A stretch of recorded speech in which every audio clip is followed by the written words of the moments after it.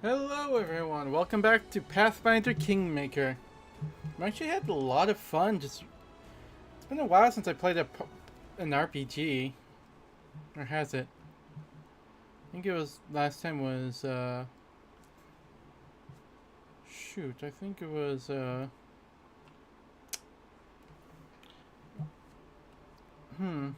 think Digimon.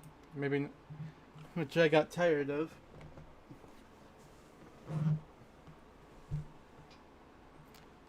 Svetlana greets you warmly. Good day to you. Do you need anything? I'd be happy to help. Or did you want to ask me? Svetlana lowers her head. This is a very personal request, and I may not be important enough for your time. I completely understand if you say no. But the first time the Stag Lord thugs came here demanding money, they also took my wedding ring. Just tore it off my hand. It's just a trinket, really, but it meant so much to me. I remember every moment of the day Eli came to me, that ring in hand, to ask if I'd marry him. I was standing in a fancy dress on the stairs of my father's home, fearing that I misheard something, or that I'd say something stupid and everyone would laugh. Around would laugh. Svetlana interrupts herself, shaking her head gently. If you happen to find my ring among the bandits' possessions, please bring it back to me. It's easy to recognize. My name is engraved inside the band. Svetlana drops her eyes, lowering her voice. There's one more thing. Among the bandits there's a dark-haired woman who wields dual axes. She's not bad in the fight. In fact, she can be extremely dangerous and cruel, but please, I beg you, show her mercy if you have the chance. I'd be happy to help, Svetlana. I'm so grateful for your help. Tell me about yourself. How did you and your husband find the courage to establish a trading post in the Stolen Lands? It was Oleg's idea, though I supported him in it. We didn't realize how dangerous it was here, of course. In Restov, everyone respects the Sword Lords, and everyone's accustomed to relying on them. Even the mention of someone like Lady Jamandi can be enough to fend off a street thug or some other trouble. It could maybe even work in some places here, but not with the Stag Lord's men. What can you tell me about the Stag Lord? He's not just some average bandit. If no one puts a stop to him, he'll turn the Stolen Lands into his personal kingdom, a kingdom of fear and oppression.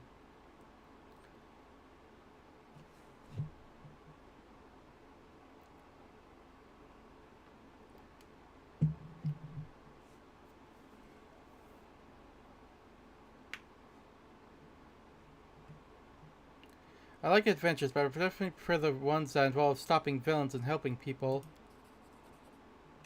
Can't thank you enough for the hope you've given me, but please be careful. The Stag Lord is extremely dangerous. I have to go. Farewell. Honorable Atais. The elf looks straight at you, through the tangled hair falling over your face. Hey, you're an adventurer, right? Seeking your fortune in the Stolen Lands? You aren't the only one of your kind here. Take my advice. Keep your eyes open and watch your back. Sometimes the ones who call themselves your friends are more dangerous than your enemies. Judging by the elf's voice, it's obvious she started the day with a jug of wine. Who are you? The elf grunts. Honorable Atais. Once upon a time, I was famous throughout Absalom. Honorable Atais of the Reckless Six. Well, glory passes quickly. A few miserable decades later, no one recognizes you on the street anymore. What a shame. For more than 4,000 years, Absalom has been the city at the center of the world, a metropolis-sized showcase of the greatest treasures in all of Golarion. The city not only holds a key strategic position for both commercial and military endeavors in the region, but encompasses the site of ascension of 4 deities and claims to have been founded by none other than the last Aslanti, the god Erodin. What are you doing here?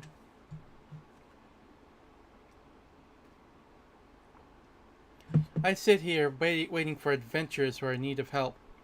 We may be sitting here in a backwoods tavern, but in Absalom I had a lot of friends who are eager to make a few coins. They have brave hearts, but shallow pockets. A little gold will be a welcome change for them. I could send them a message and they will come from Absalom through a portal. If you're interested, just give me a sign and we'll arrange everything right away. Oh, so this is how you get the custom helpers. or custom party members. Also, I could summon the tutors from the Pathfinder Society. Oh, okay. The Pathfinder Society is a globe-spanning organization based out of Absalom. The members consist primarily of Pathfinders, adventurers who travel throughout Golarion, albeit usually inconspicuously, and explore, delve, and otherwise experience the lesser-seen parts of the world. They sent journals documenting their travels back to their adventure captains, who also assigned them new missions and suggest new places to explore. So, like an adventurers guild. The most exciting and illuminating of these journals are compiled through the Pathfinder Chronicles, an ongoing series of books that collect the history and mystery of Golarion for its all membership in the general public.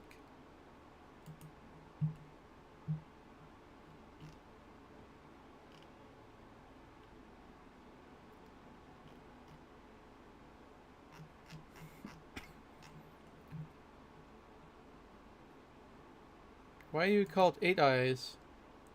Once long ago, I could spot an enemy and pin him to the wall before he could think of attacking. Some said it had 8 eyes looking all around at once.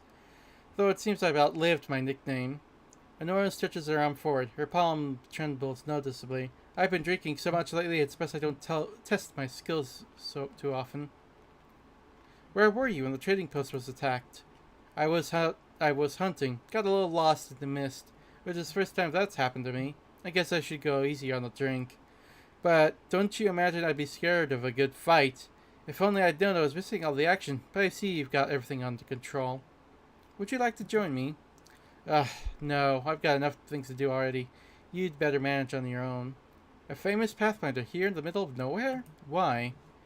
You want to know how one could exchange the life of a Pathfinder for this sorry drunken rat hole?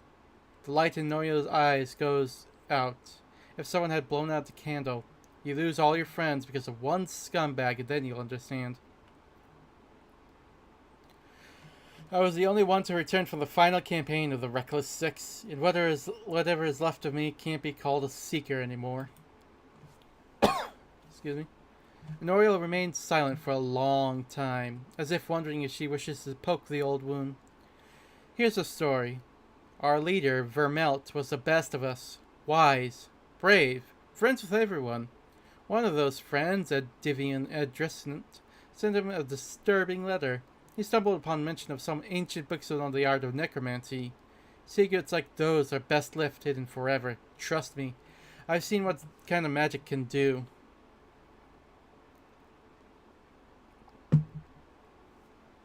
The elf bites her lip.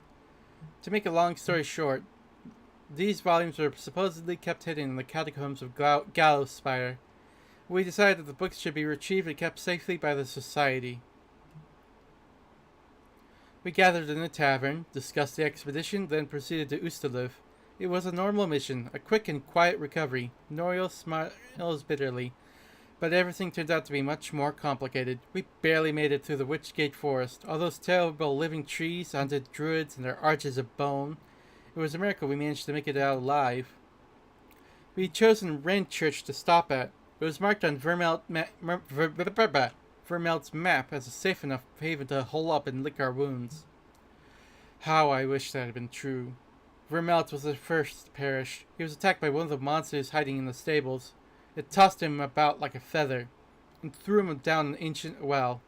His shout echoed for a long time, and I didn't hear the sound of him landing. And then, Honoriel pauses and turns away, hiding her eyes. Enough. I shouldn't have gone into this. Who am I to stir up others' feelings with all my chatter? We'd better forget about it for now. Maybe I'll tell you some other time, but not today. I want to know more about the Pathfinder Society. What exactly are you interested in? What is the purpose of the Society? It's a school of adventurers. We search for those who are eager to test their skills, and we educate them and give them ideas of where on Golarion they might seek their fortune. Okay, so Golarion is the planet. The planet Golarion orbits a yellow sun in the far reaches of the material plane, third of 11 in orbit. This blue planet contains vast oceans and lush green lands, and is the perfect environment for countless cultures. Indeed, Golarion is the most populous planet in its solar system. Its innately hospitable and life-sustaining environment is presumably the work of the gods, so astronomers sometimes refer to Golarion as the Child. Astronomers of other planets, however, often refer to Galarian as the Cage in reference to its cosmic role as the prison of the mad god Rovagug, who lives bound at the world's core. They look for forgotten knowledge, secrets, and lost artifacts. They are explorers and pathfinders. We are a sort of mutual assistance club for adventure lovers. We exchange experience, share knowledge, and keep careful records, in case it proves useful to future expeditions. And also we publish books for thrill seekers and bored urban teenagers from wealthy families. What kind of members does the society have?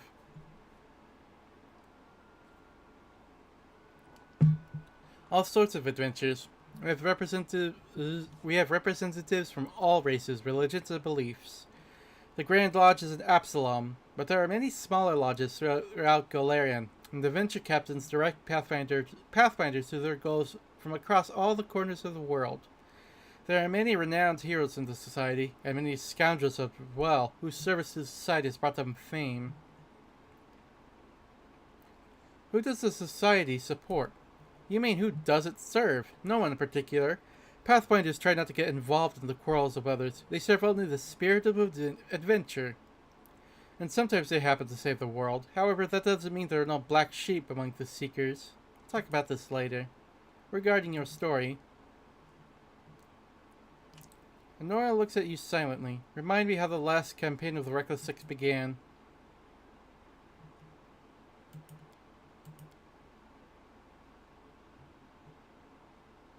What happened in Renchurch? The elf shakes her head. I have no wish to fill your sleep with nightmares. When you prove that you can stand firm in battle, that you can achieve victory without losing yourself along the way, then I will tell you of the horrors that awaited us in Renchurch. Let's talk about something else.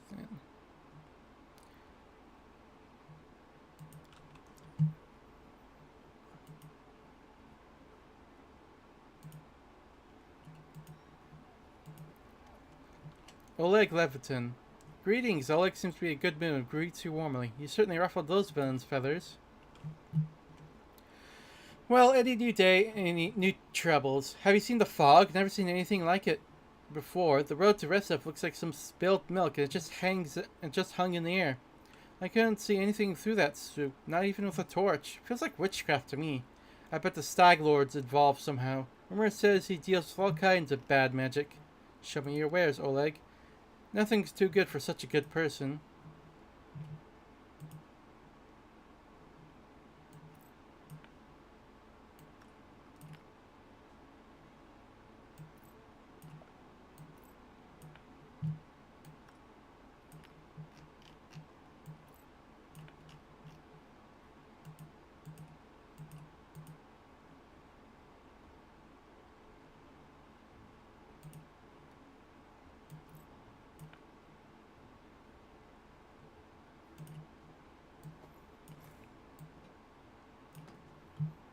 Hello, Jasmine Just. Welcome to the stream.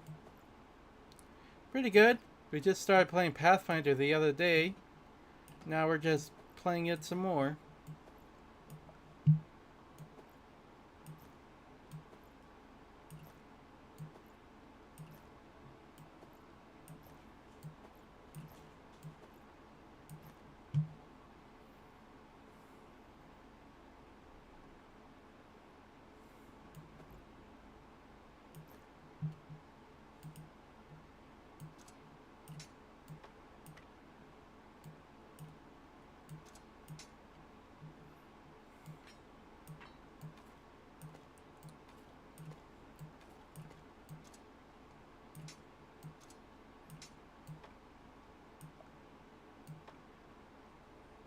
It's been good. We just started. Still overloaded.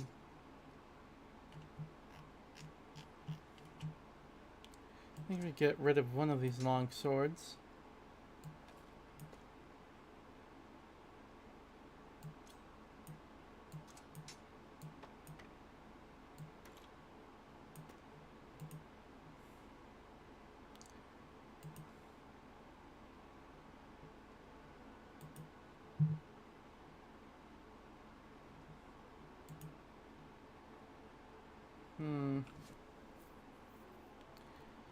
£100, jeez. We're still pretty overloaded on everything.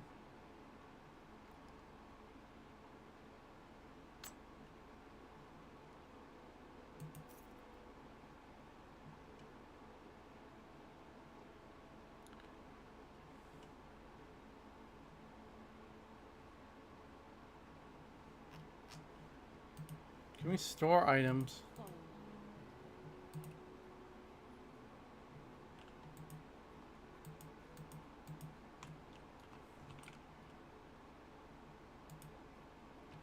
Yeah, we can.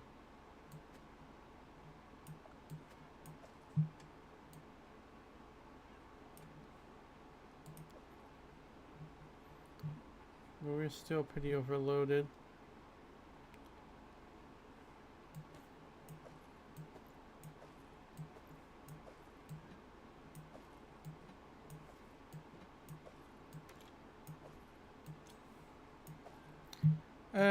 I'll just say I'm from the northwest. And that will be that. Composite longbow. We can definitely get rid of that. Okay, we've opened up some weight, but still have a lot.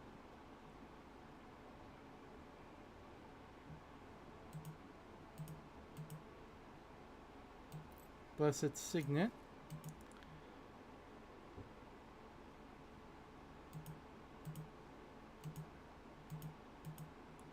Okay, that's the heaviest thing.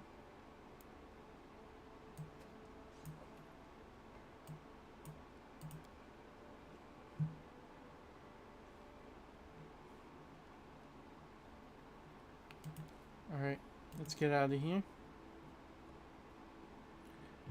Shoot.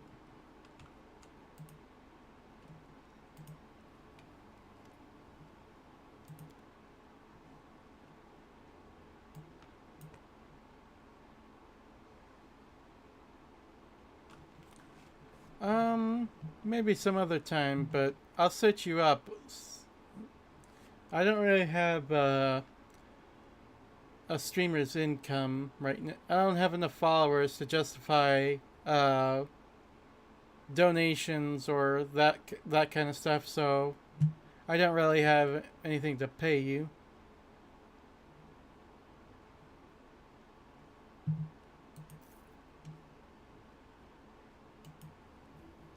Alright, what else you got? Tell me about yourself. Why open a trading post in such a dangerous place? I just dislike the noise, Oleg answers reluctantly. I'm from Restov. Cities are complicated. Lots of people and each with their place on the shelf. Sure.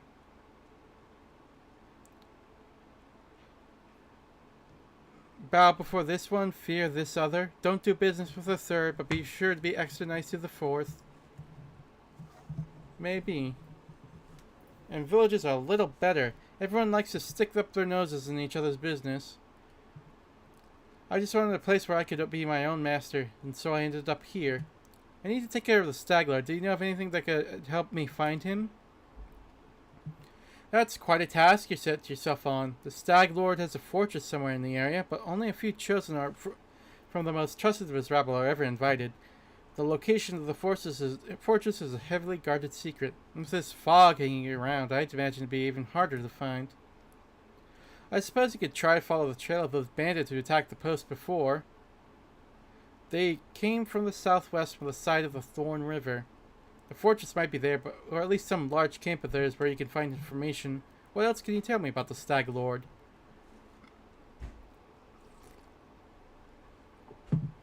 Not much. Not like I've sat down and had a cup of wine with the man, you know. But I think he arrived in the stolen lands less than a year ago from what I've heard. But soon he got here, he took over everything. I wrote to Restov, tried to warn them that the Stag Lord wasn't some typical gang leader, but they didn't listen. The rumors about him are horrible. He'd kill a person if they so much disagree with him. He never reveals his face. Those who've seen him up close report the same thing. Ugly scars cover every inch of his skin not covered by his clothes. The Stag Lord's past is a mystery. He just arrived one day, he was immediately a power to be reckoned with. I guess the most surprising thing about him is that he has as many followers who admire him as he has many to obey him out of fear. He's got some inner strength in him, or maybe an inner madness. There are many who seem to follow him because of that madness, like it was some kind of virtue. I love... It's been a while since I played like a very pure kind of RPG, you know? Like not like a Western classical RPG. Not a modern game with RPG mechanics, but something that's like a written story. Let's talk with Boken.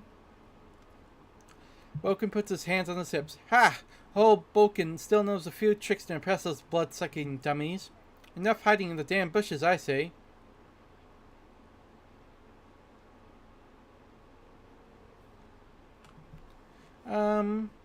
I'm sure I can find you by searching you up. My Discord needs a lot of work before I'm comfortable using it. And no more. But, yeah.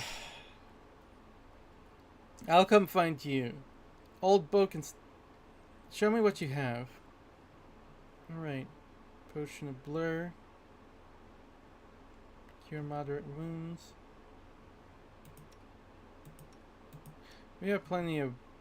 I'm not looking for a lot. Can I help you in any way? Boken frowns as he ostentatiously examines the nearest wall, hands on his sleeves. Without turning to you, the old man finally says in a dull voice he wants some potions. Can I help you in any way? Boken glances at you, suddenly interested. Well, since you're asking...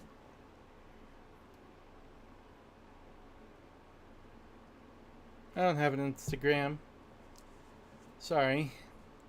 There's a cave nearby. I used to pick berries in there, but the place has been overrun by spiders. The berries are red, look a lot like raspberries. Fangberries, I call them. I'd be real grateful if you gathered a basket of them and brought them back. Just be quick if you do, they spoil quickly. Those spiders in the cave are mean. Here, let me give you some alchemical fire. Crafted it myself. Burn those spiders to a crisp. That will teach you for taking over my fangberry cave. I also need a bucket of moon radishes. They're a rare and mysterious plant. I don't know where to find them, but I know that kobolds gather them and value them highly. It's not a big deal, really. I'd do it myself if I were younger, but you're willing. If you're willing, I'll pay you. 3 potions for the berries and a purse full of coins for the radishes. Why do you need fangberries and moon radishes, Boken? You want to know, huh? Well, I gladly tell you after bringing some to me. Alright, I'll try to help. Boken glances at you hopefully. Just watch out, alright? Don't end up somebody's lunch. About those tasks.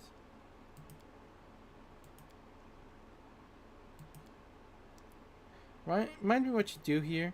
What's there to tell? I'm a herbalist. Make potions and sell them. Gather herbs, roots, berries. Boken sighs. I live in the forest. Live off the land. Since leaving Resta for these parts, I ended up a merchant here at Oleg and Svetlana's post.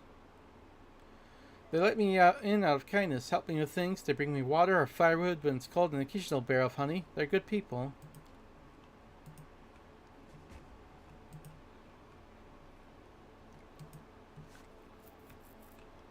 Now, where's... Oh, there's... Oh.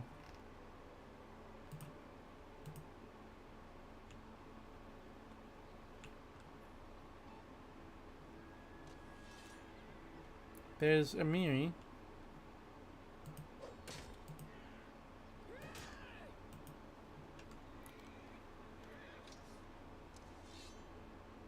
We're gonna talk? Amiri utters a weary sigh. Alright, spill it. I'm listening. That's a formidable... We're just talking. You don't like it? Amiri shrugs several times. Perhaps flexing her muscles, or maybe just filling in the silence. Dunno, she admits at last. Depends on what we're gonna talk about. It's about monsters or swords or scars. I approve. That's good. If you're gonna ask questions like why and what for and how, screw this. Amiri looks at you slowly, head to toe, or you got even harder ones. Tell me about yourself. This simple question seems to puzzle Amiri. She scratches her head, then starts counting on her fingers. First, I'm a barbarian. I'm strong. I grew up in the realm of the Mammoth Lords. A realm of megafauna, inhabited by humans almost as savage as the prehistoric beasts surrounding them. The realm of the Mammoth Lords is a land in Avaston's far north that was home to myriad nomadic tribes of Kelid barbarians. I left my tribe, the Six Bears, and Miri looks thoughtfully at the four bent figures as shrugs. And I like fights, she concludes, bending her thumb. What's it like to be a barbarian of the Six Bears tribe? Ha! Our people are big and strong. We can cut a monster in half with one swing. We can walk 3 days a night with no rest. We can hold fried aurochs. I guess you had to do a lot of training to become as strong as you are. Training? Ha ha ha. No one freaking trained me. The boys of Six Bears got the training. All I could do was watch. Amiri's eyes gleam with anger. And you know what? They were all still crap after all that training, because I kicked their butts hard. Animals, bandits, monsters, all thought they were stronger than me. Idiots! Amiri spits on the ground, because if you start a fight, you think you can win. You think you're stronger than your enemy. I defeated them all. See all the scars on my face? Amiri raises her chin proudly. What does the realm of the Mammoth Lords look like? Huge and freezing. No place for weaklings. Amiri narrows her eyes as if evaluating your ability to survive her homeland. Tribes hunt RX herbs to survive. RX are fast, so tribe follows herds for days, just to not die of hunger. If you are weak, you stay behind and die in the snow. Tribe cannot stop. Her voice is completely... her voice in the writing is completely different from her voice in the spoken dialogue, honestly. Here, she's more stilted and, brutish. And she's still brutish when she speaks with her spoken dialogue, but it's at least semi-intelligent. Here, it's just almost Hulk speak. Also, there are giants and mammoths. Sometimes demons come too. And the mastodons. And the saber-toothed tigers. You would survive, I think, for a few days. Why did you leave your tribe? Amiri flushes, because they're assholes, all of them. Men were cowards and scoundrels, and women were scared like sheep. Amiri rolls her bloodshot eyes in fury. Men there think no girl can be a fighter, because they are weak. They are afraid a woman can beat them. And females just nod, go see hides, cook meat, watch kids, that's what they always say. But I'm a warrior, damn it. I won't cook hides and watch meat.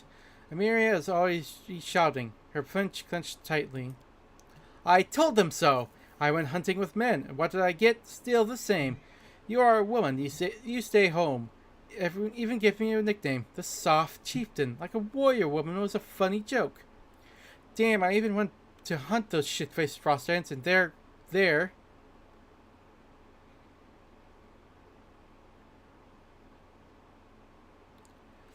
Yeah, I'm on every Sunday, Monday, Tuesday. No, Saturday, Sunday, Monday. 6 o'clock. Damn, I even went to hunt those shit-faced frost ants, and they're there. Amiri suddenly stops, breathing heavily, sweat beating on her forehead. After a moment, Amiri waves her hand awkwardly and forces herself to grin. So I left. Cowards, scoundrels, and sissies they were. That's why. You're quite a good fighter. Amiri jerks her head up. Quite good, huh? Compared to who? If I was a crappy male, I'd fight better. Is that what you say? She glares at you, eyes narrow. Or you say I could be better. Go get some training, Amiri. Am I right? You're a very good fighter. Good in a fight. You're an excellent warrior. I've just given you a compliment. That's all. After seconds, Amiri continues to glare at your face with suspicion. All of a sudden, she mellows. True. I fight good. That's what I do best. You're rather rude, you know. You bet, Amiri grins and suddenly frowns. I'm a fighter, big and strong. Everyone's afraid of me. I can't play this softly. Who would ever fear me then? The contemplative expression disappears from Amiri's face, replaced by a dreamy grin. I enjoy being feared. When I pass by and all the sissies almost faint, knees trembling, teeth chattering, shit dripping down their pants. Amiri's full silent, fascinated with the picture her imagination has created. Thanks for telling me. Let's talk about something else. Why not? Amiri frowns, but he feels she's got to change the subject. So why did you leave your tribe, and what's the story of the frost giants? I told you already. They're assholes. They treat women like sheep, not fighters. I mean, he frowns. As for giants, I'll tell you later. Someday, maybe. That's a formidable sword, but it's not just a simple weapon, is it?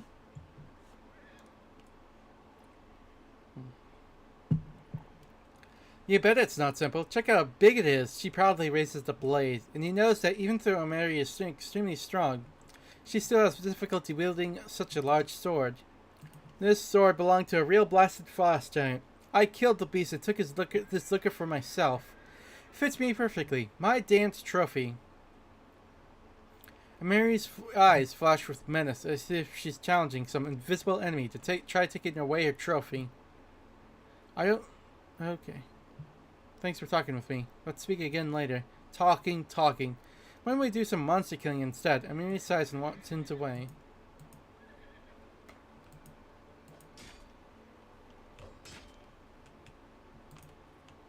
Let's see if I can find one of the others. There she is. Greetings, Valerie sighs. Everything is well, I hope? I'm ready for new orders. Tell me about yourself. What exactly would you like to know? I was born to a noble family, though I didn't remain long in the family estate. My father sent me the Order of the Eternal Rose, but I left once I realized I didn't match my principles. Where are you from? What is your childhood like? I was born in Brevoy, but in fact I've never seen much of the country. I spent my childhood in a remote estate owned by my noble family. My father was a respectable philanthropist and benefactor of the Church of Chelin. He's also a renowned private collector and a great admirer of the arts. My mother saw to my education personally. From my early years I learned good manners, how to behave at the dinner table, and the proper form of words for every occasion. I also learned the difference between true nobles and low-born upstarts, and I learned how to treat each of them properly. Our home was always under the protection of several paladins of Chelin. My father has donated a handsome sum to their order. One of them, a man of venerable age with a grey beard, once let me touch his shining armor. I still remember the admiration I felt when I touched the cold, polished steel. Valerie smiles. Of all the memories of our childhood, that is somehow the warmest one. Why were you sent to the Paladin Order of the Eternal Rose?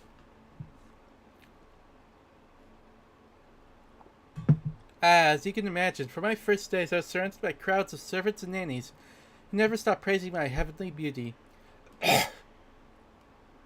Sorry. The paladins of Chelin who used to visit our house echoed those praises. In the end, general consensus overwhelmed my father's better judgment. When I turned 6, I was brought to the Church of Chelin and told that this would be my new home. Don't pity me, though, I beg of you. Many who hear the story immediately assume that my parents were cruel and had no love for their child. Valerie's eyes became stern. My parents had respect for me. They taught me something that has supported me all of my life, a sense of self-esteem. Besides, they didn't abandon me. Once every 6 months, they would come and visit me at the Order of the Eternal Rose. We had some tea, then an hour to walk around the garden. Then they would take their leave as etiquette demanded. What did they teach you in the Order? A variety of things. Some of them appealed to me, others I simply could accept. I enjoyed the physical activities and swordsmanship, but the arts, calligraphy, painting, poetry, and so many other ways to waste one's time. Valerie sighs. I guess that's deep in my heart. I always knew I'd never be a true paladin of Chelin.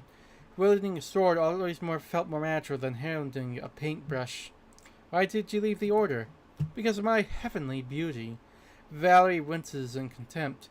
According to Chelin's laws, all arts are sacred, whatever form it takes. Severe punishment awaits those who dare harm the painting, sculpture, or poem, no matter how worthless the drivel might be. My looks always attracted unwanted attention from the pilgrims and acolytes at the temple. I received my first poem, dedicated to me, when I was 9. The author was some wealthy geezer. Valerie's lips thin in contempt, and that was only the beginning.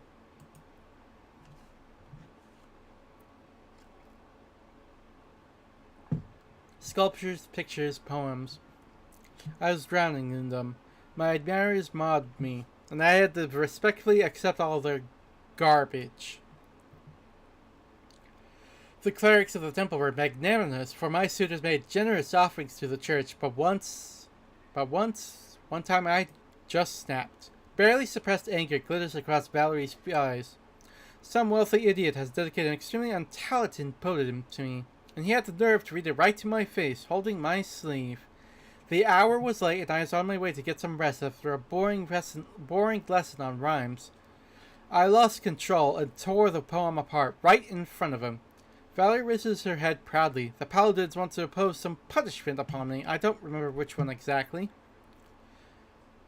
They wanted me to repent. Instead, I just gathered my things and left. What did you do after you left the order? I set off to rest off, Valerie shrugged. I wanted to get as far away as possible from Shelleen and the destiny everyone seemed ready to force upon me. Besides, the School of Swordsmanship and the rest of us quite a decent reputation. Honestly, I was hoping for an opportunity to learn from the famous Aldori masters. Eventually, it became clear that their technique wasn't a good fit for me. They teach to avoid impact, whereas I prefer to raise my shield. But my abilities and skills, which I learned from the Order of the Eternal Rose, were enough to make the Sword Lords take an interest in me. They offered me a chance to join the mercenaries who serve the Sword Lords, and I accepted. I bet your beauty inspired many people in the Order. Yeah, that's a smart thing to ask after grumbling about her beauty. Valerie's gaze suddenly becomes cold, and here I'd hoped to avoid the question. She exhales loudly. Well, let's get this all over with once and for all. You should understand that I'm perfectly aware that most races, orders, and genders find me physically attractive. It's beyond my power to change that, but I've never given a potential admirer any reason to start a conversation with me. But it doesn't stop them. After leaving the order, I took a dagger and cut off the long hair they used to praise, while now I get ladies praising the beauty of my eyes. It was because of my appearance that I ended up in the Order in the Eternal Rose that I never wanted to be a paladin. It was because of my beauty that an infinite number of suitors have pursued me, all of them refusing simple politeness with hints of affection. Valerie clenches her fists. But do you know what I really want?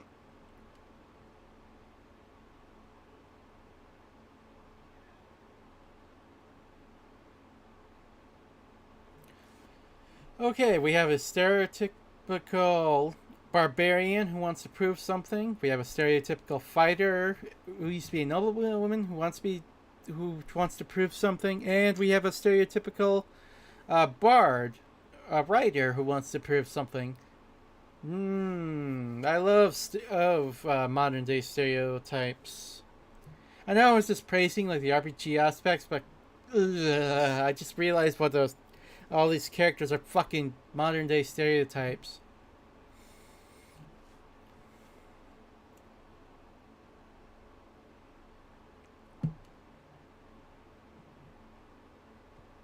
I want people to stop treating me like a piece of art. I want them to notice that I'm a person, capable of something more than smiling for paintings where I sit in a lacy Satan dress, holding a basket of peaches in my lap. Is that too much to ask? The last question comes out in a shout that Valerie doesn't seem to realize it. I know what you mean, but still, you shouldn't drive people away who only want to open their hearts up to you. It's not their fault you inspire such a feeling.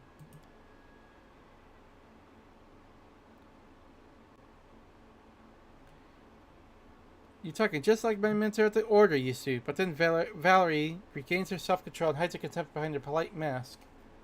Let's change the subject. You have my attention, Valerie bows politely. Tell me about the way of Shelleen, about her paladins. Shelleen is a goddess of love, beauty, and art.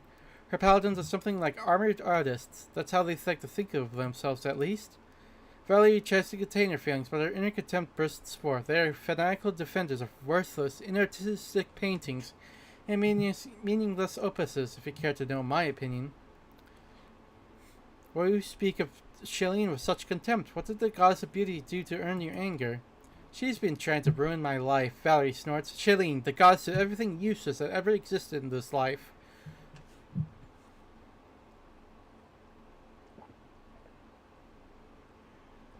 It's bitches like this that ruin everything, you know?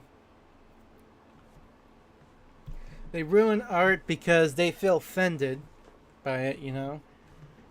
But regardless, sorry. All the beauty in the world, all the art, all the soulful sights in the moonlight, they'll never feed a single family. I now beg you to restrain yourself from offering your own opinion. Trust me, I've heard everything you can tell me, more than once. Nothing and nobody can change my mind. Valerie looks at you with suspicion. As for Shilling, she's the goddess of idlers. I'd almost joined her preposterous entourage. I'm just glad I was smart enough to dance her while I still could. What do paladins of Shilling still usually do? They wander around seeking the next pile of garbage, and when they find it, they call it an immortal piece of art and invite it into their blue in the face. You might not believe this, but the paladins of Shilling aren't allowed to slay their enemies if they beg for mercy. Can you guess why? Because a bandit, rapist, or murderer who has been put to the sword will never be able to create something beautiful in the future. So a paladin overpowers her enemy in battle and inspires him to create a masterpiece. Valerie's face reflects in extreme disgust. It might sound hilarious if it were true. Plus, all of Shaileen's followers are obliged to practice some sort of art in his or her free time. Every single day, no matter what else is going on, even if you're feeling sick, or hungry, or sleepy. Otherwise, according to their clerics, you'd lose your connection to your goddess. A preposterous notion, wouldn't you agree? I understand not every piece of art is good or even decent, but surely there must be a few great works among them. Is that what you think? Valerie curves an eyebrow, mocking amazement. Many share that delusion. I was deluded too for a while. I kind of want to like this girl, but I also fucking hate this kind of person. Because I like art too. I'm not an artist, but I think art is pretty important. Art is what uplifts the soul. And here's this gray bitch. Now I consider all works of art useless. People create this garbage because they have nothing better to do. The peasant doesn't paint a picture, he plows the earth to feed his family. The soldier has no time for sculptures, he must defend his homeland. But idlers and slackers have plenty of time to waste, so they smear canvases of paint and imagine they've done something worthy and valuable. Valerie shakes her head in disapproval. You said that every paladin must practice some kind of art. What kind of art did you pursue? That I used to embroider. I still do from time to time. A treacherous blush covers Valerie's cheeks. It's nothing, I assure you. Just a simple task to keep my hands busy and to keep the gloomy thoughts at bay. Nothing special. Let's see, let's talk about something else. So you're an atheist. You don't worship any deity.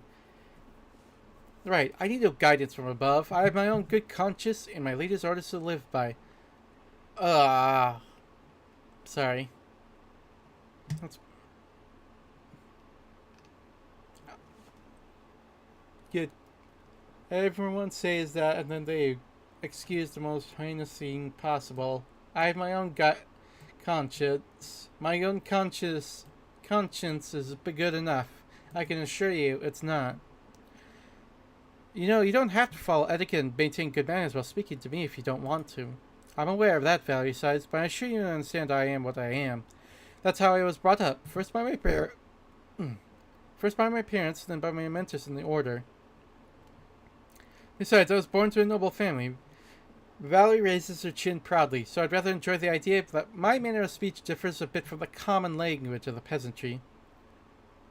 Oh wow, she's like a weird kind of elitist that acts all high and mighty because they're all about efficiency and shit. This is going to be an interesting character. You just can't imagine how many social climbers have bowed politely to the moment I open my mouth. You know, though, that is kind of nice, having a character that you don't really fucking like.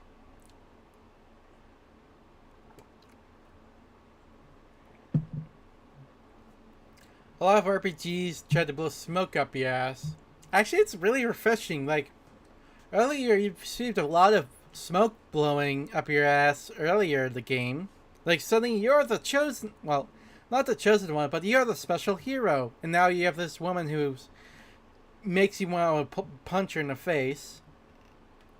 And guess you have plenty of suitors. Valerie rolls her eyes. Sadly, you're right to suppose that. Even here in these remote lands, one can find offspring of many noble houses. All of them consider it their deal to kneel before me, begging you to walk with me in the garden. Valerie's voice overflows with contempt. If words were poison, you'd be dying a horrible death. Oh, and don't forget about the village oafs. They understood the concept of the ability perfectly well, so they realize they'll be punished if they dare make any advance towards me. So they prefer to stare from a distance, drooling. And believe me, I can well imagine what they discuss in the taverns. Valerie shivers and jerks her shoulders as if she's trying to shed the sticky, disgusting stares.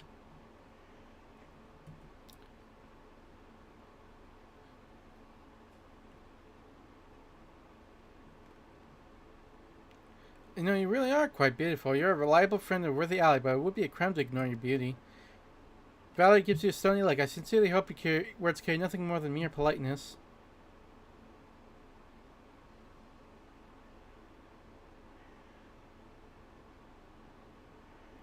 For the moment, yes.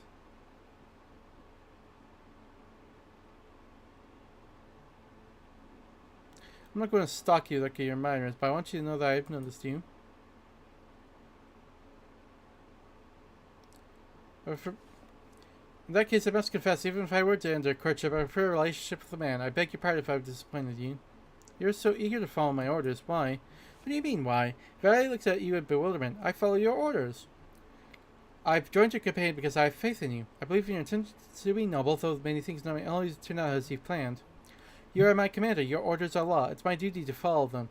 Valerie hesitates for a moment. Well, so long as you don't order me to do something that's absolutely dishonorable, that would never happen, I hope.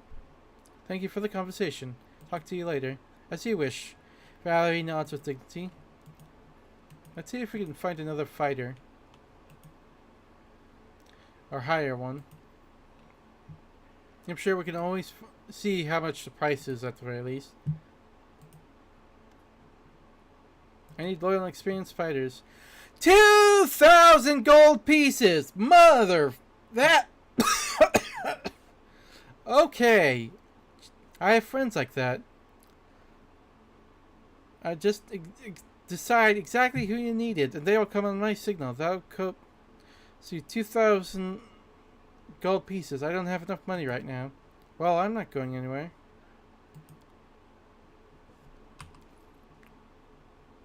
Hmm.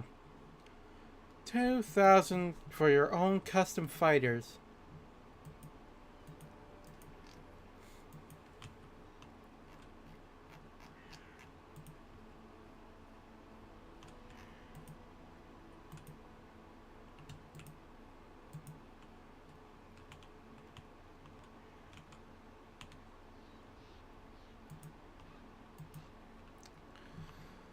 $2,000.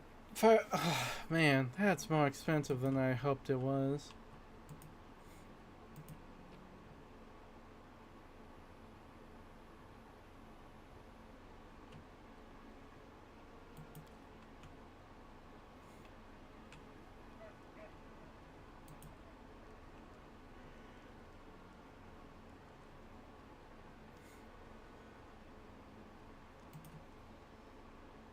I thought it was my personal stash.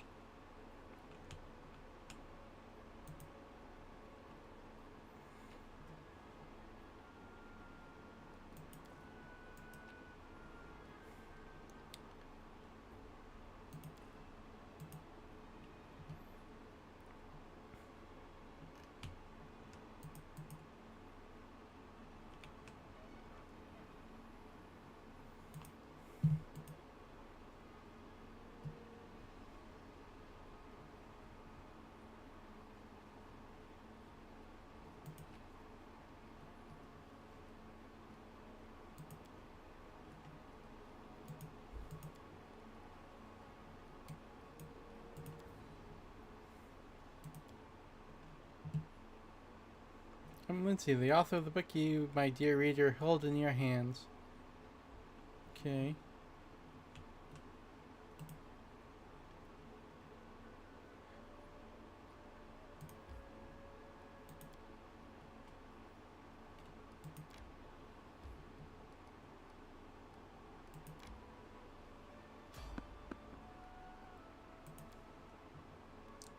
Alright, what do we have here?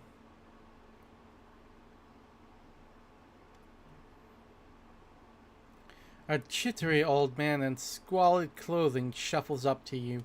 His gray hair is unkempt, and he continually clenches and unclenches his wrinkled, freckled hands. When he stops to looks up at you, his eyes widen, and he tugs at his beard.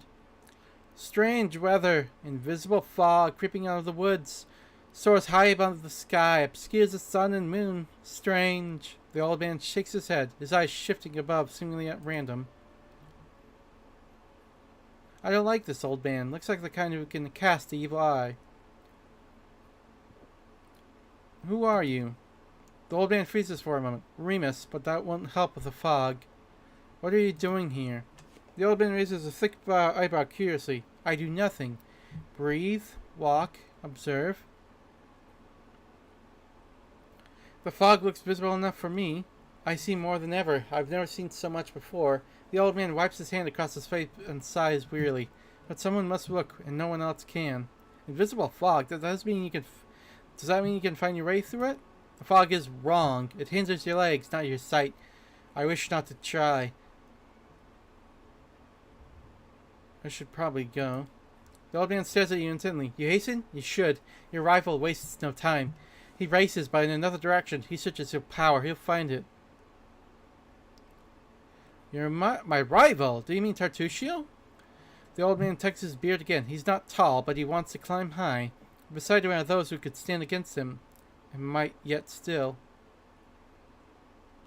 What power is he searching for? Someone else's, old but forever young. That which is taken from another. That which gave joy, and now gives death. Can you tell me where he is now? He's in an old tomb, south of the trading post. Thank you. The old man nods. Well, how do you know we're rivals? I don't know. I see. You can choose where you set your eyes, usually. But can you choose what they see? All the more reason not to linger. Farewell. The old man turns and walks away slowly, muttering softly. Once stolen, the land should be reclaimed. Once reclaimed, bound with the claimer shall be. Bound, merged, joined by unbreakable ties, claiming the land, claiming the pain, claiming its death.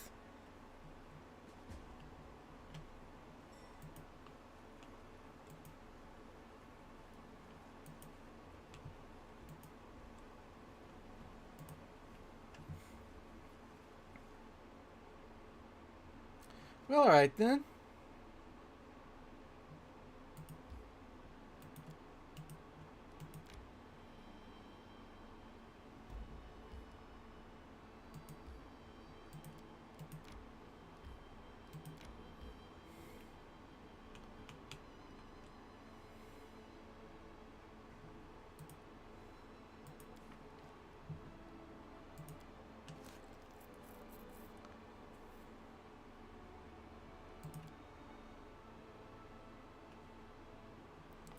"86 days and 21 hours.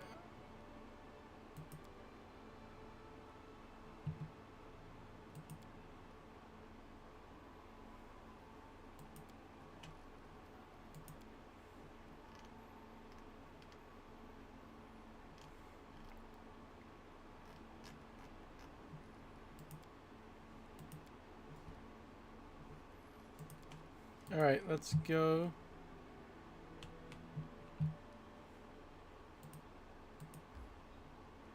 Enter.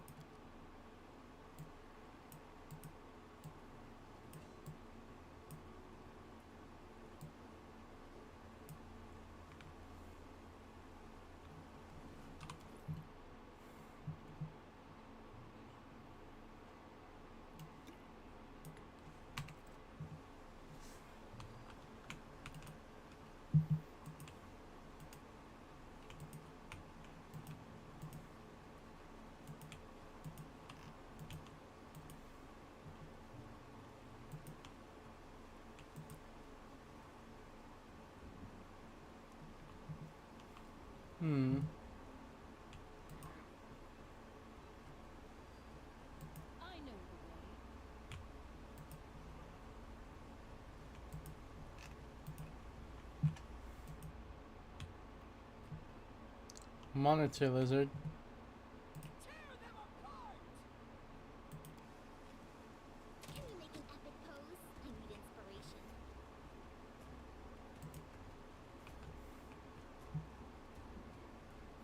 They go down! Serves you right.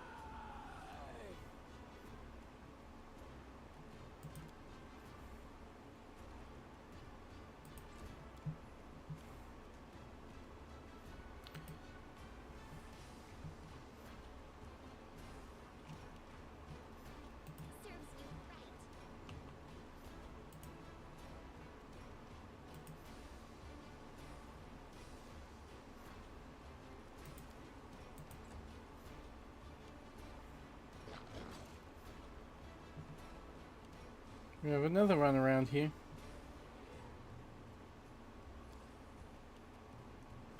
Bring it! Nice.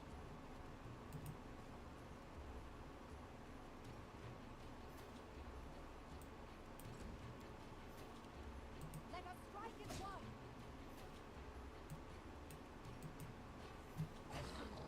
Oops. You deserved it.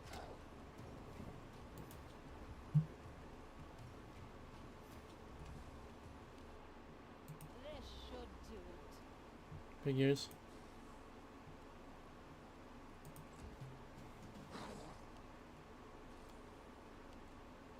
Tear them apart!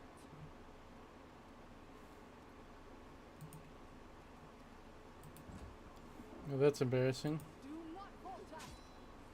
That's a tough lizard. Onwards! Any last wishes? Holy Nelly.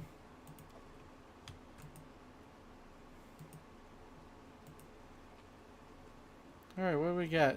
Embroidered purse, silver inkwell, and some gold.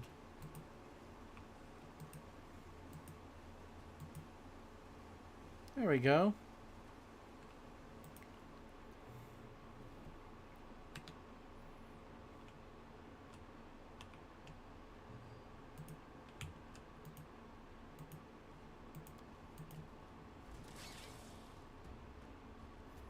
Initiative check 6.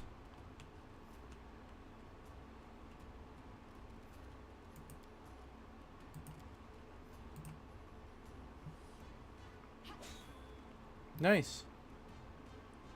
And there's another one. Shit.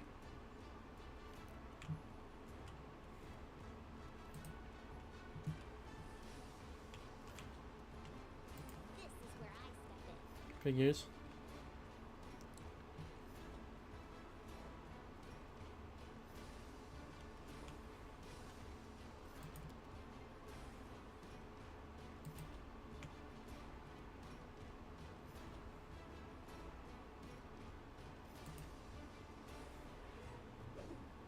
Of course.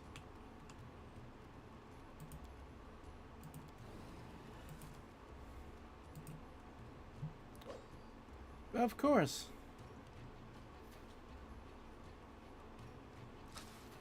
Ouch. Ouch.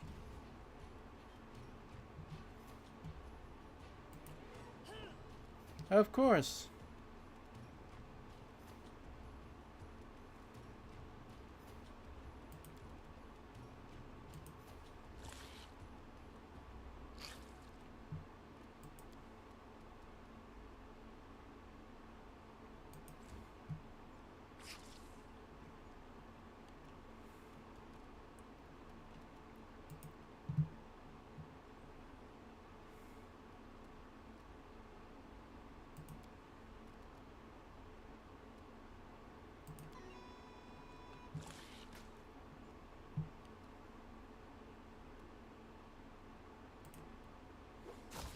Down you go.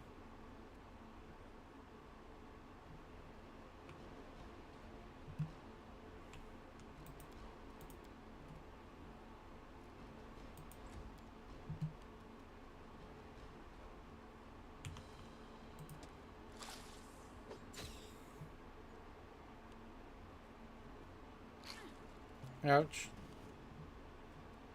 Stay behind me. Down you go.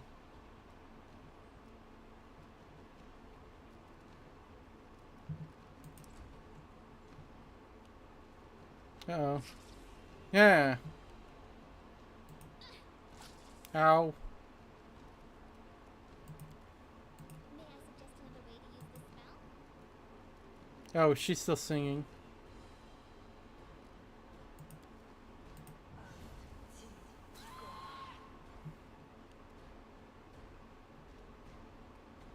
A calculated risk. This will hurt.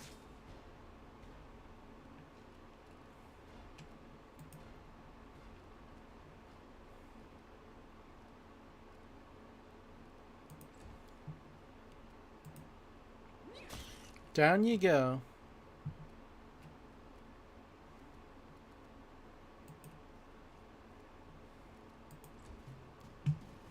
Let us strike as one.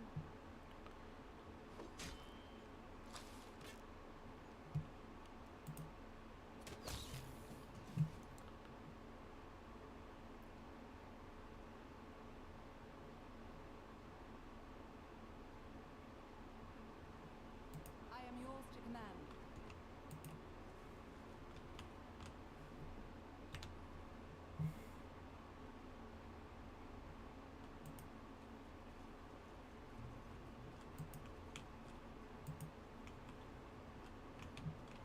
Time is not waiting.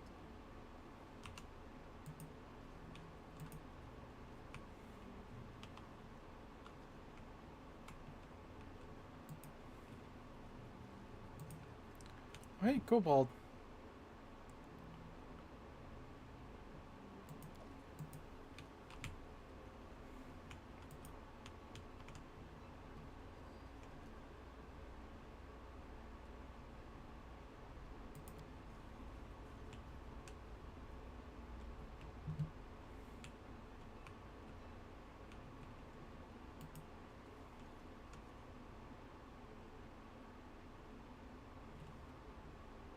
No mistakes.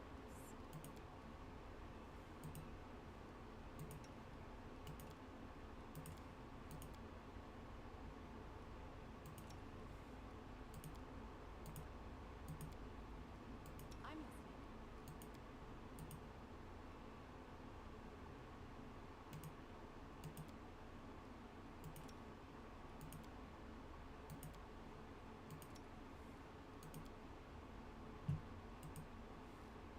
I am prepared.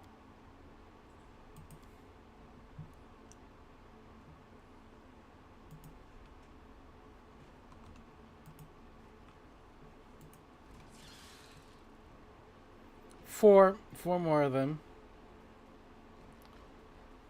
Here it comes.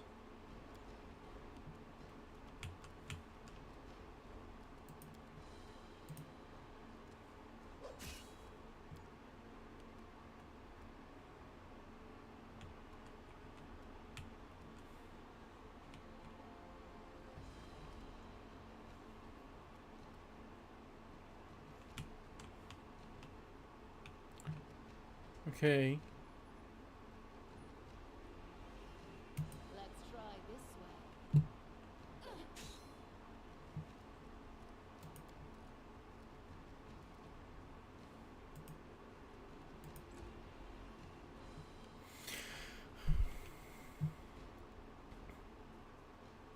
Damn, he is running. These things are quick.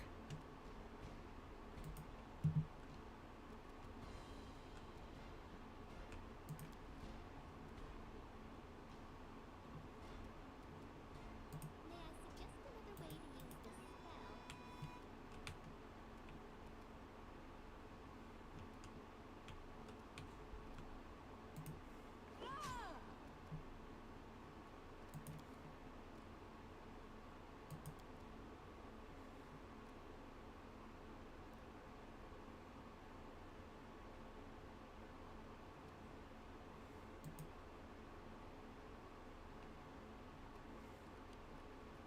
Here comes one more.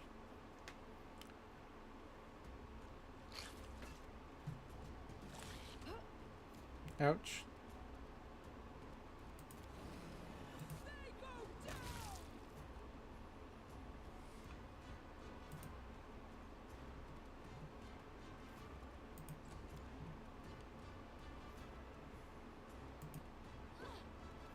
Figures.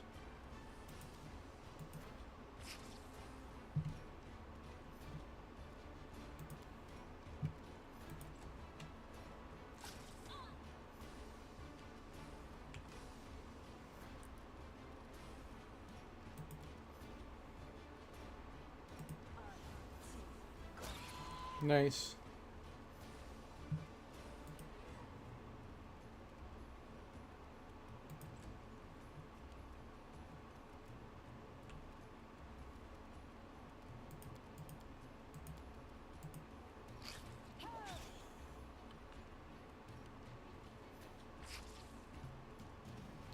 Round 3.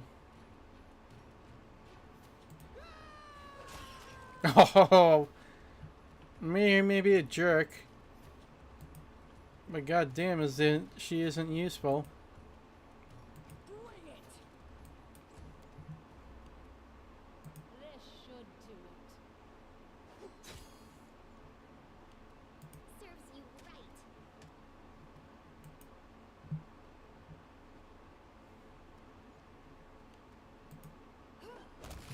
Down you go.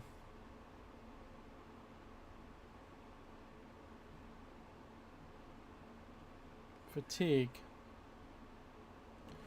Alright, just a minute.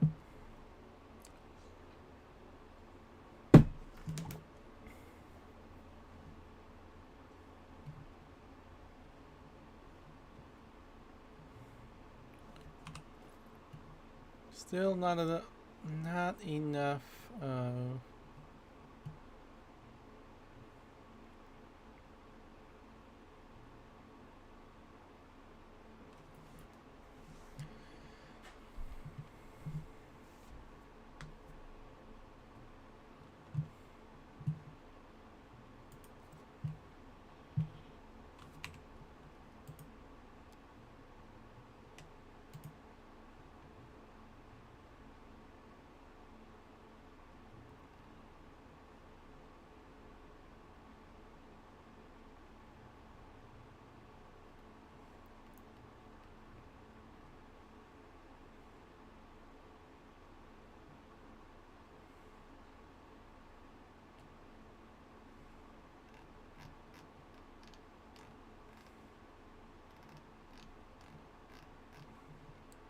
Can that change how much XP I get? Critical hits, death store. Negative effects on rest. Auto level up.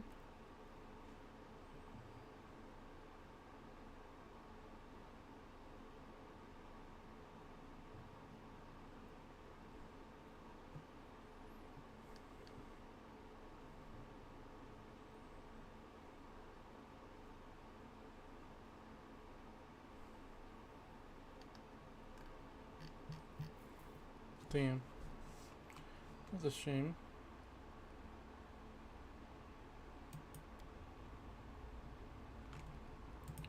Wait, did I make any changes? No. I'm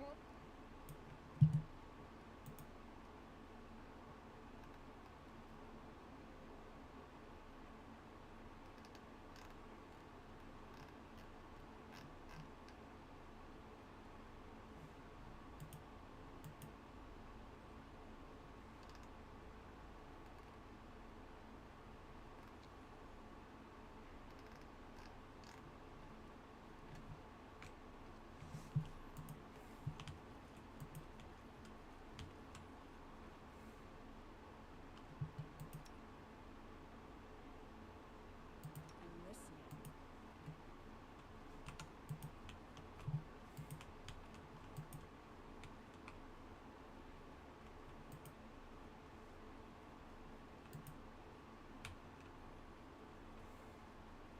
Fangberries. Anything else?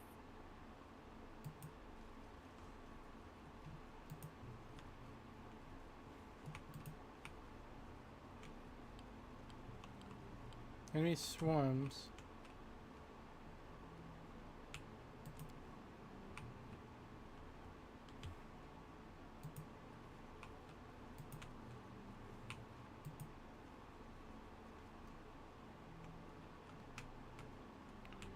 Okay, where are they? I can't see them. Fine.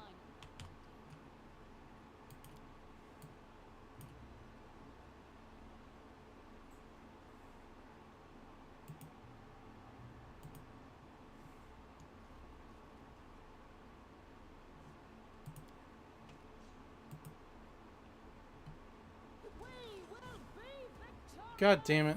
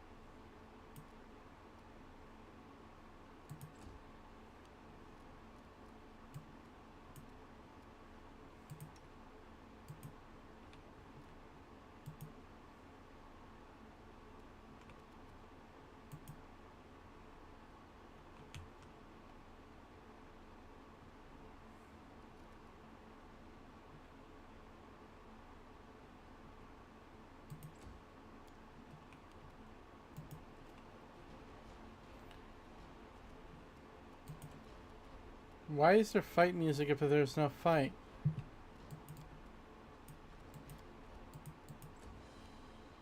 Okay, it's back. Oh.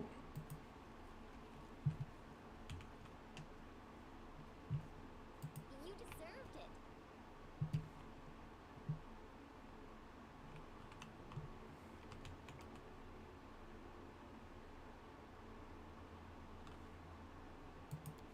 To victory.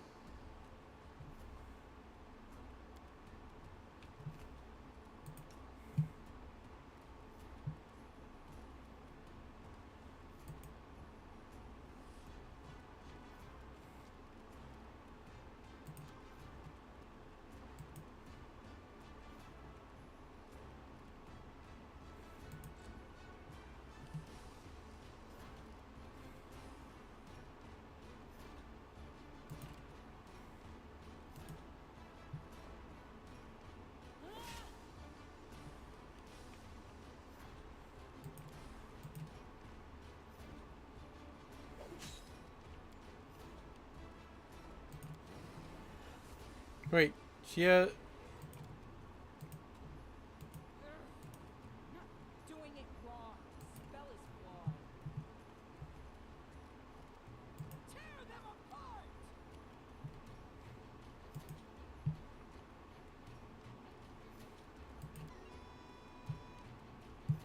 A calculated risk.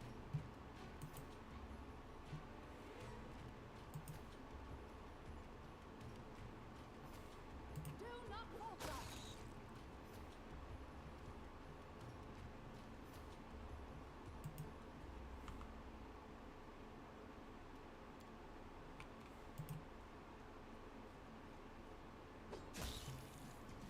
There we go. How much XP did we get from that? Not a lot.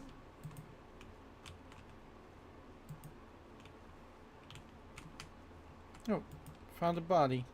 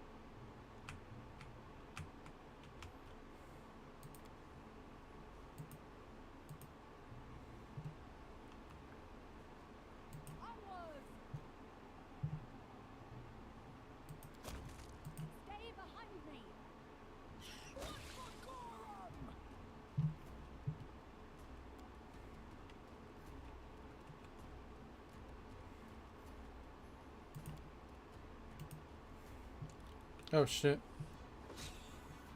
That's a lot of spiders.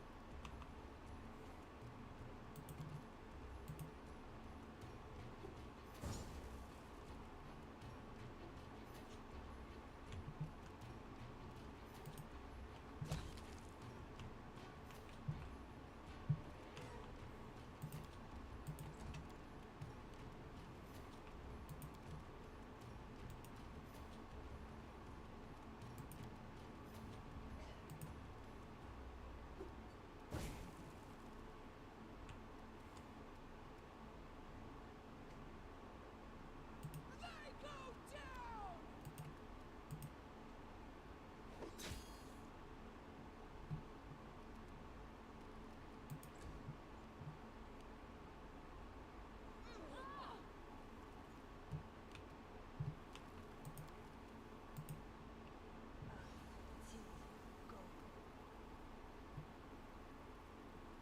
down! Okay, that's annoying.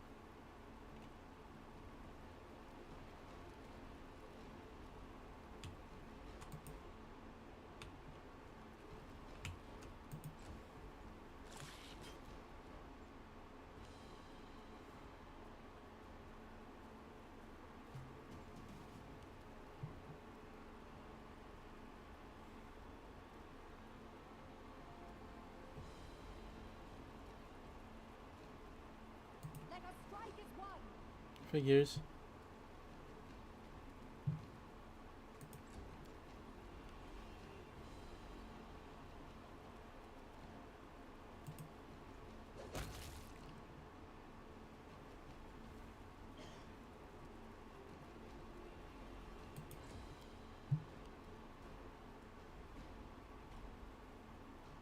This will hurt! Damn.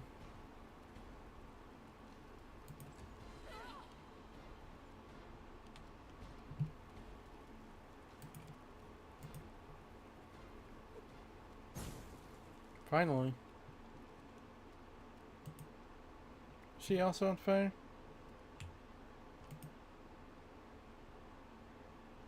Damn.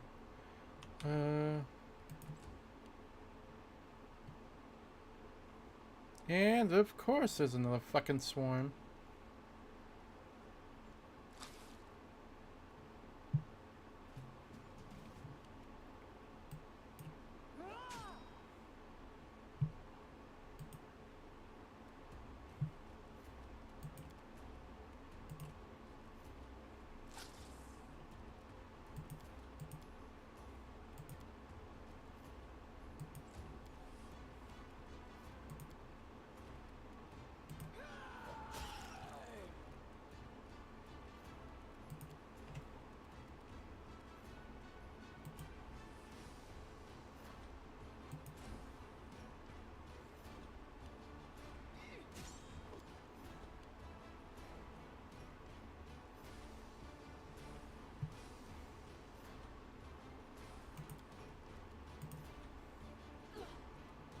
Damn.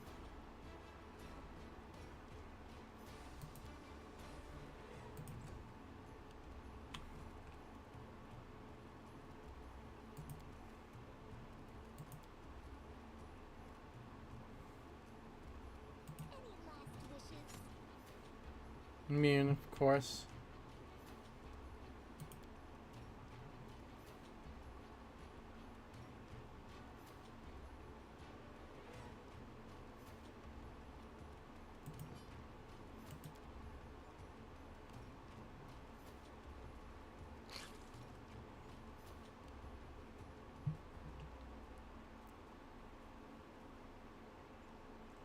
And another fucking swarm.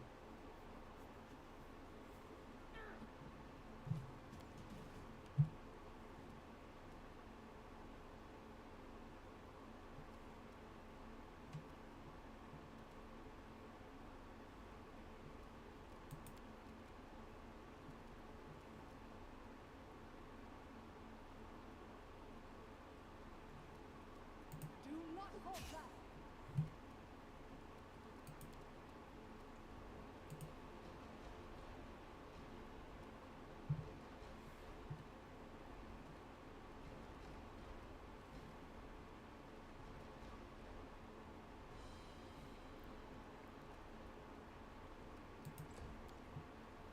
Okay, this room is poison.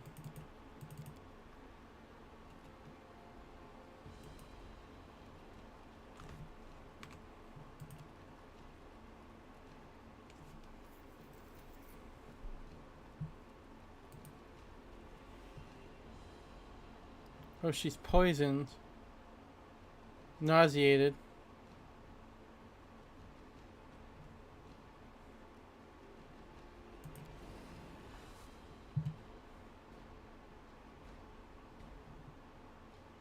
How much health does she have?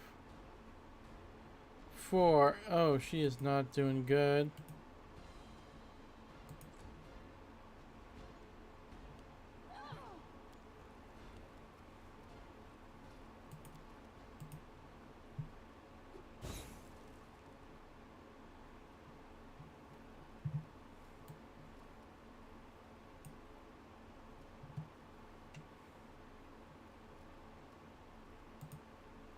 I didn't save, did I? Let's try this one.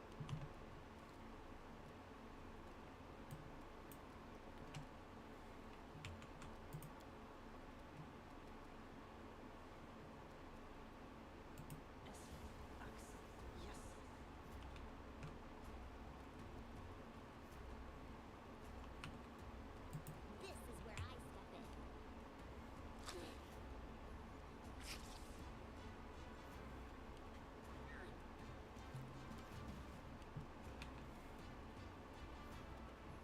Onwards.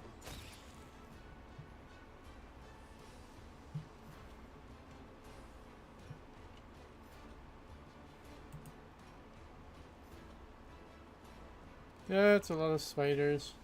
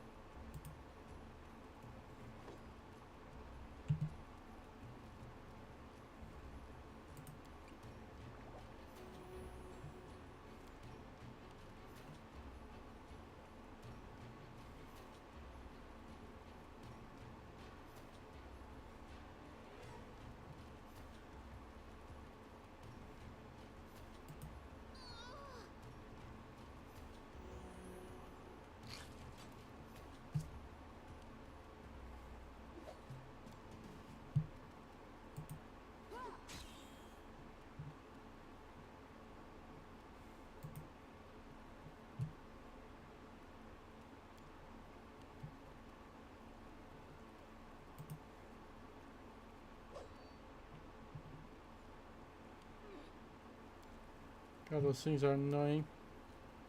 This should do it.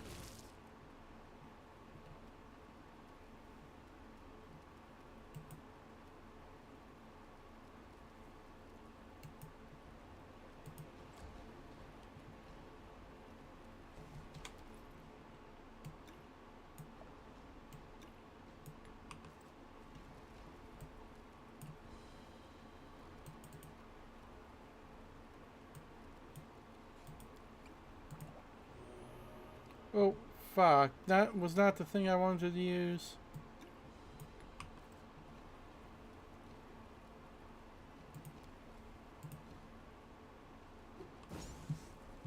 Of course it keeps fucking missing.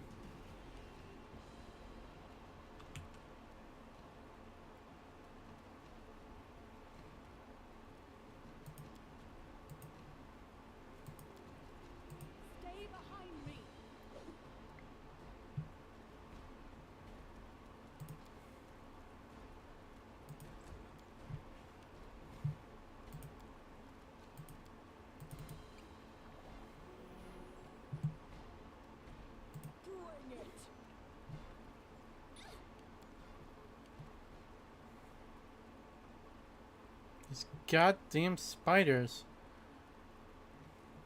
A calculated risk.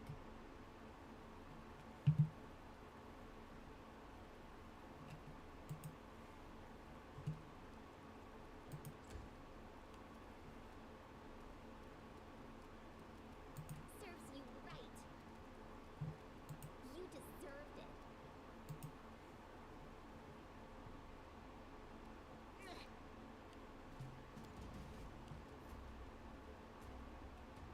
Let us strike as one.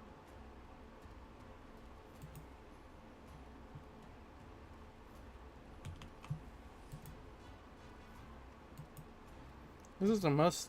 These bugs are the most trouble I've ever gotten into. Do not falter. Tear them apart. Immune.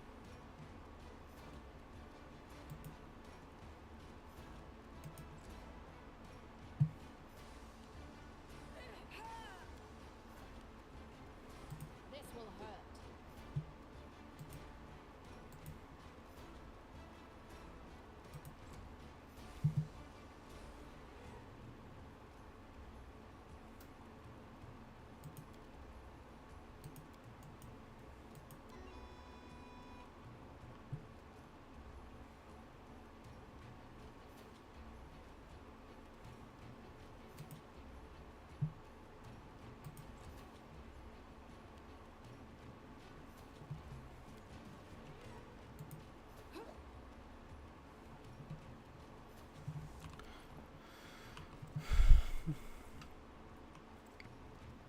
Onward. Stay behind me.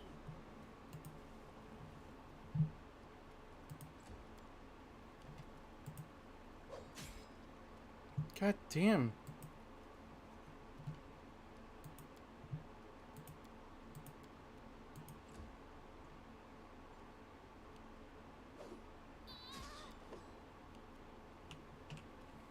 Let's try this way. This should do it.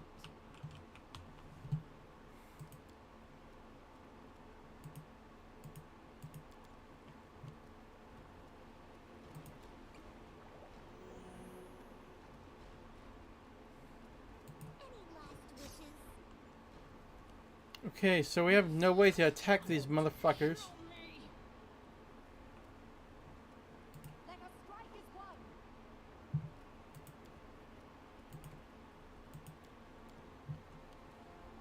They go down.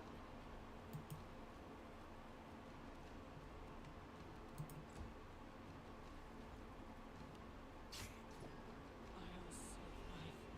I always survive. A calculated risk. This is where I step in. God damn it. There's nothing we can hit him with.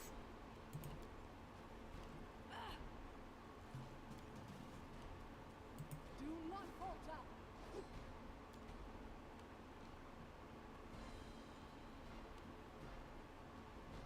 Calm down. Not dead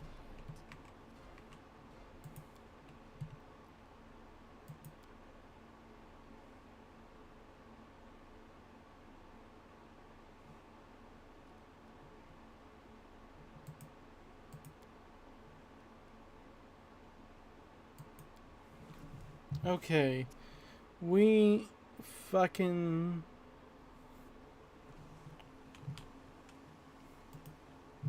need a lot more alchemist fire.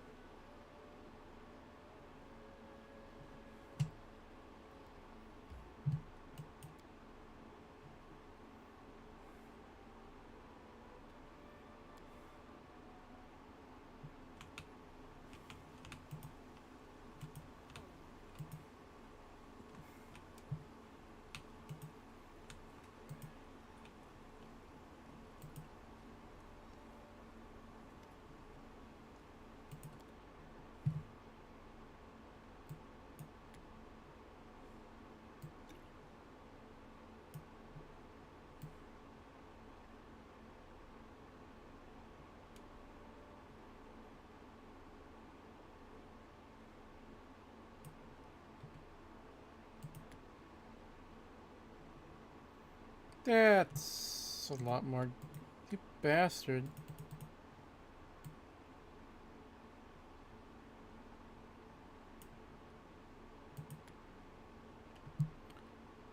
No.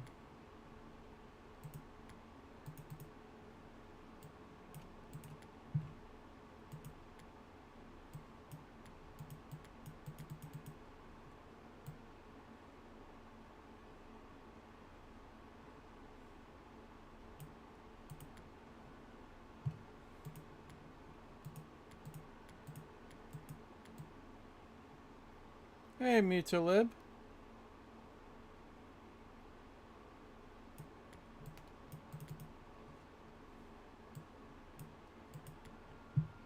£630.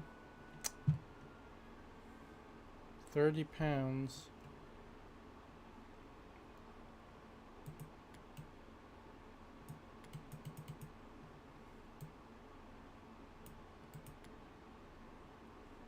$400. Let's go. So very maybe a little. So it's kind of can't even remember the word.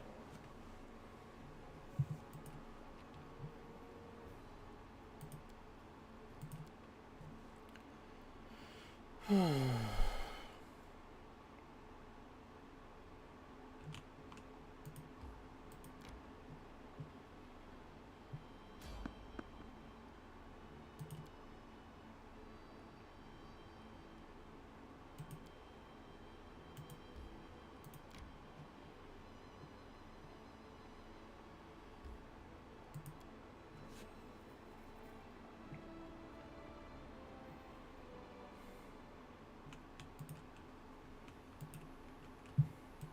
know the way. Should be some monster lizards. It'd be a spider.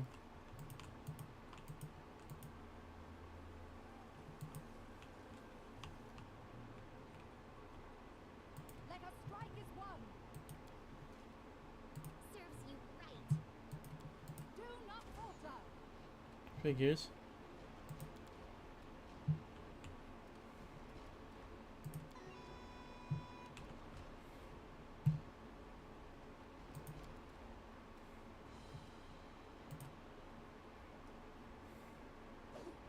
Figures.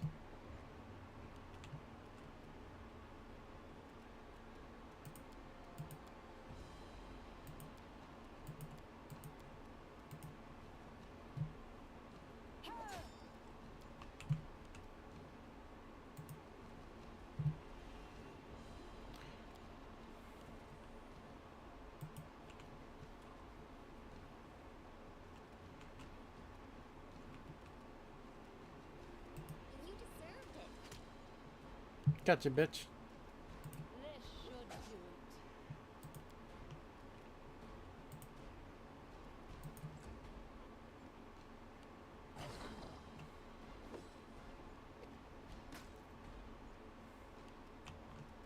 Onwards.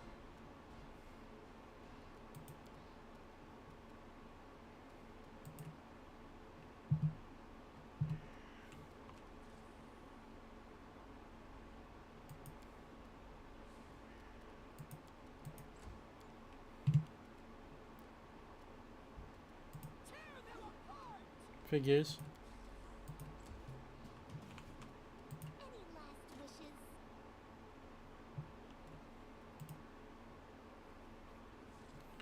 Alright. A calculated risk. This will hurt.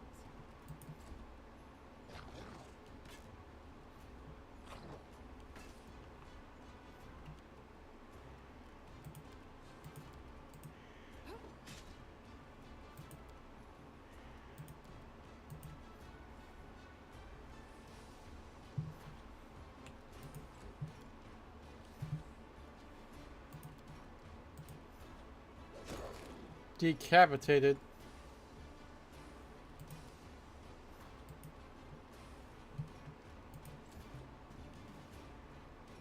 This is where I stand. Bloody hilarious.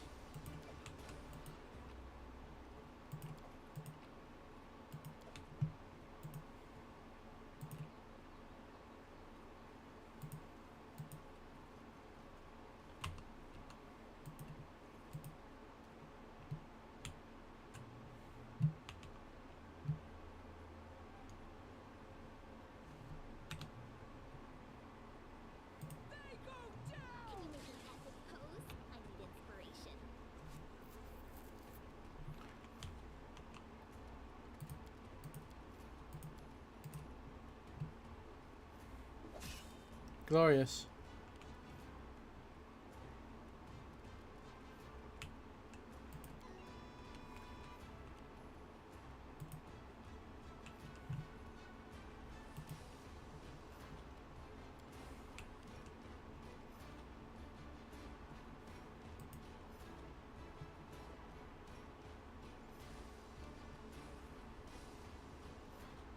All right.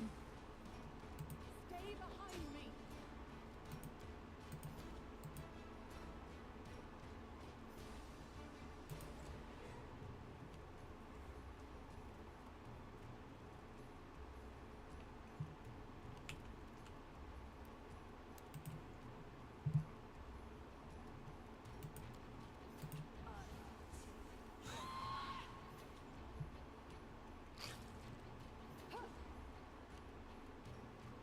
Here comes another one. Should be another one hidden.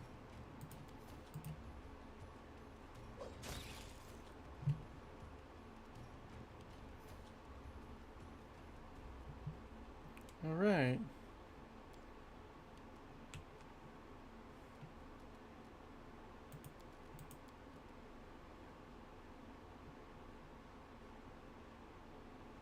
Let's try this way.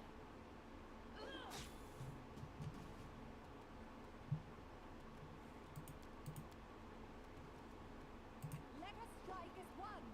Figures.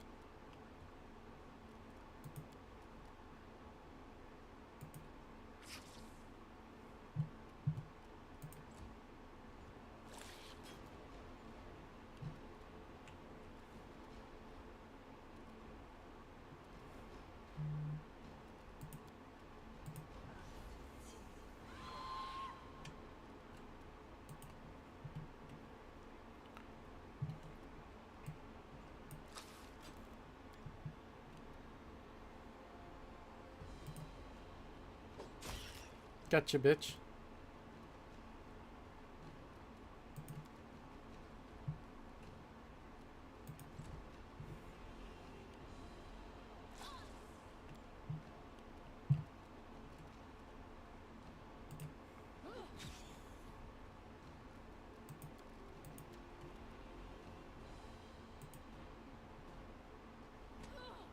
Oh, come on.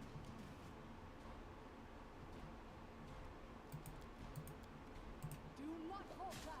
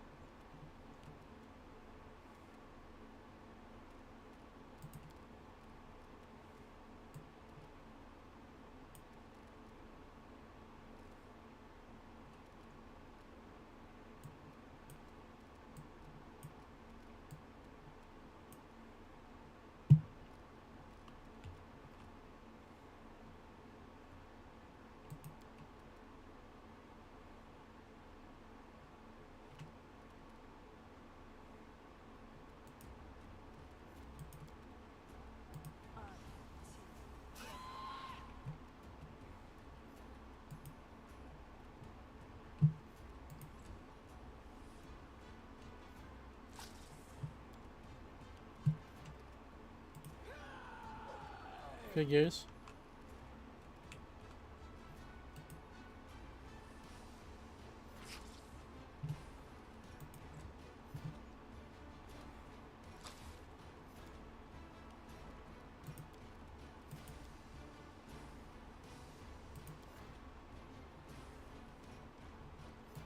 Too close, okay.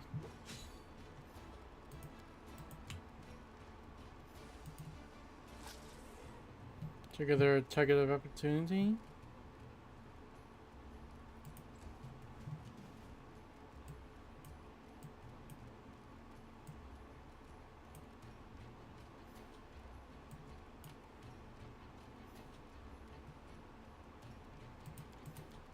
Onward.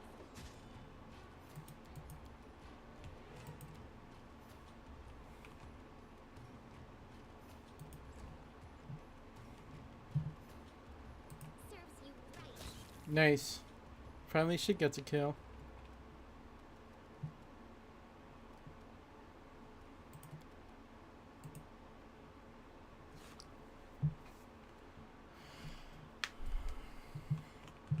All right.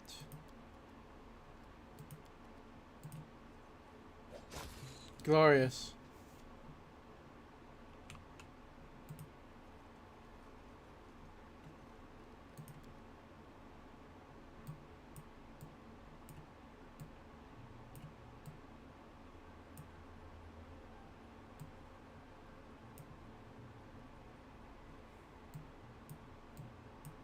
She might as well let the Berserker go in first.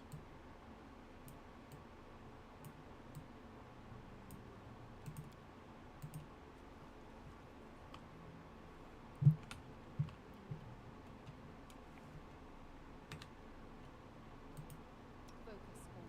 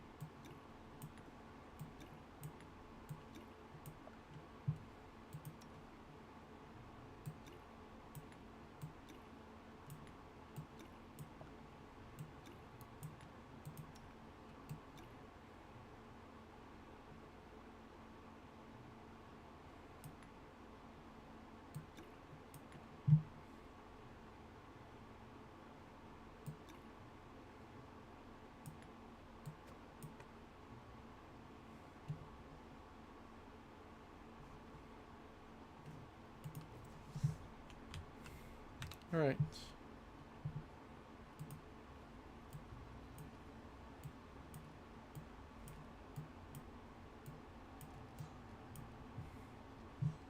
What you want? What you want?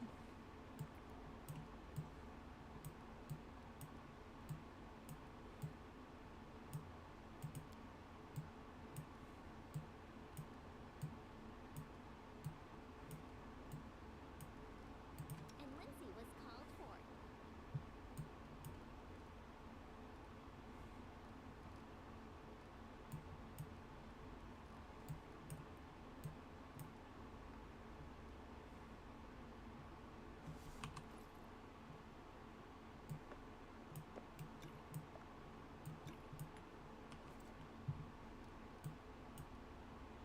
Trade affliction.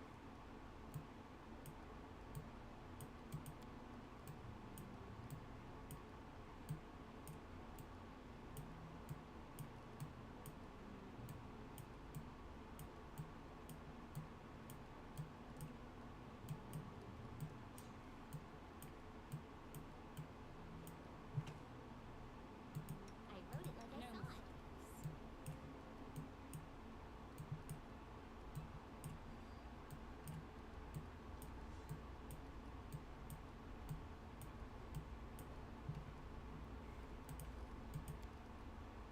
Just letting the ink dry. Well, I know.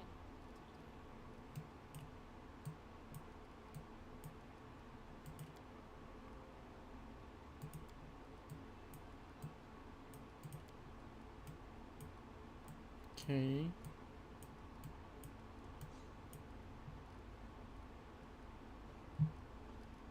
Adventures call to them.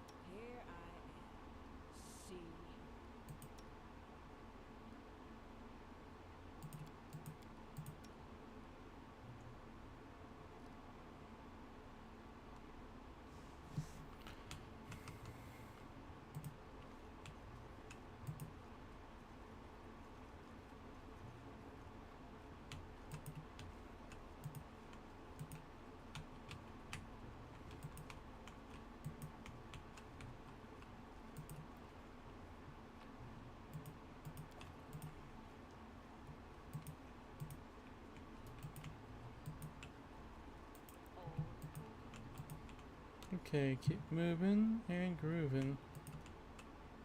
Okay, what do you see? Spider. Bring it.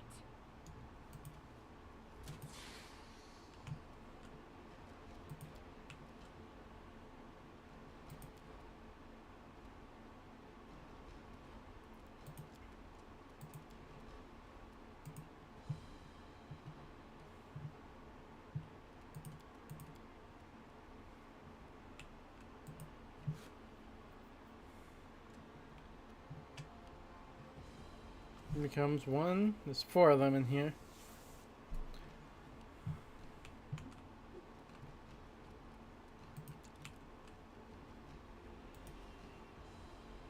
This should do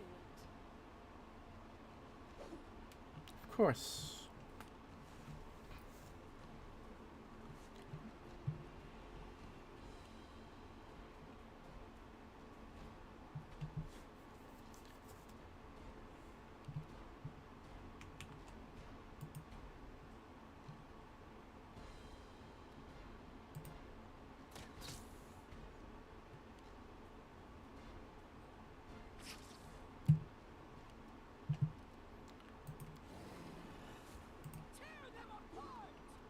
Figures.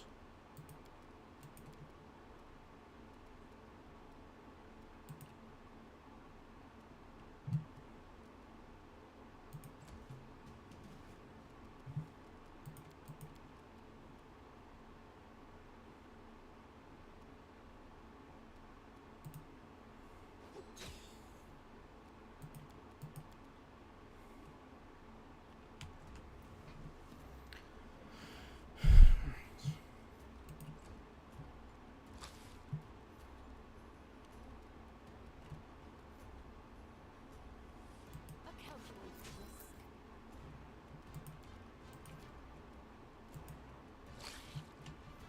Just keep moving on to the weak one.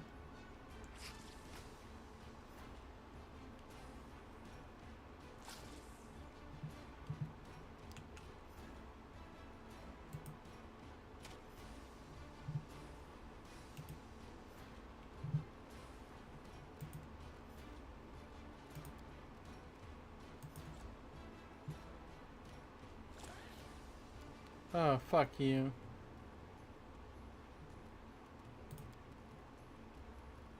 Oops, did not mean to turn off rage.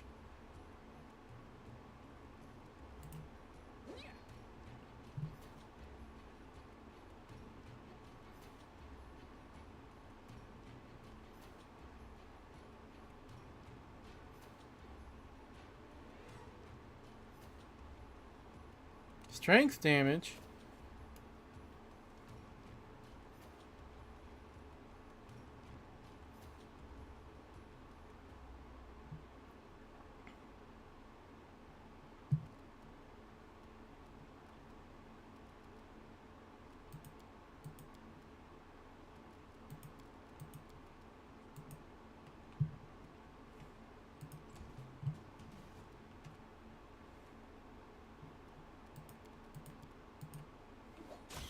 Finally.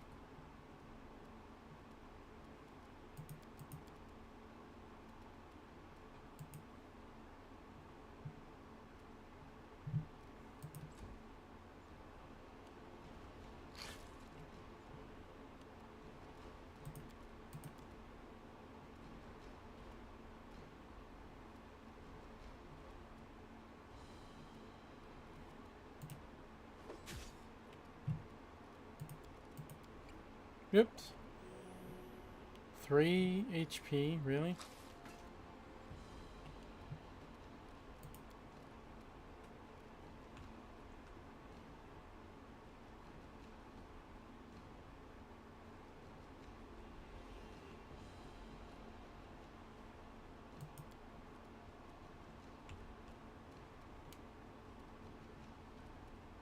You deserved it.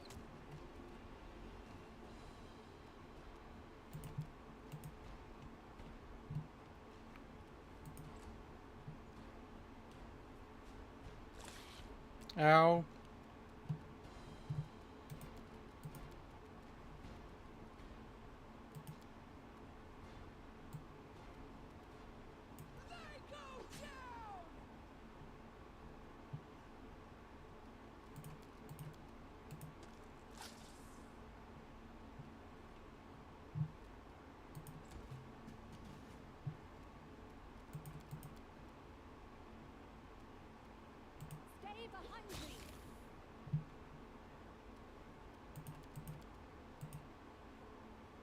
Okay.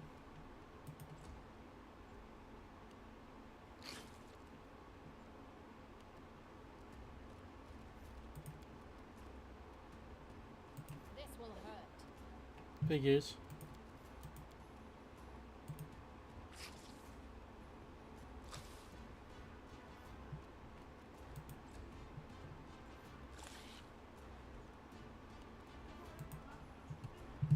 Oops, forgot to turn off mobility. Any last wishes?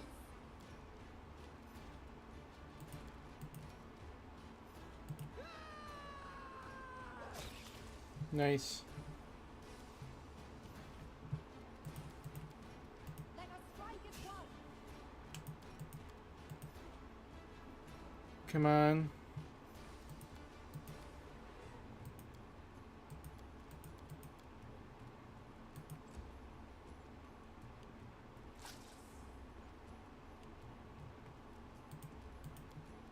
Let's try this way. Figures.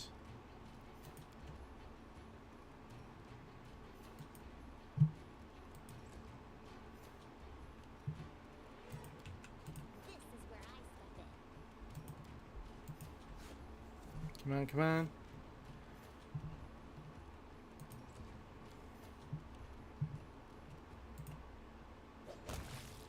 Crushed.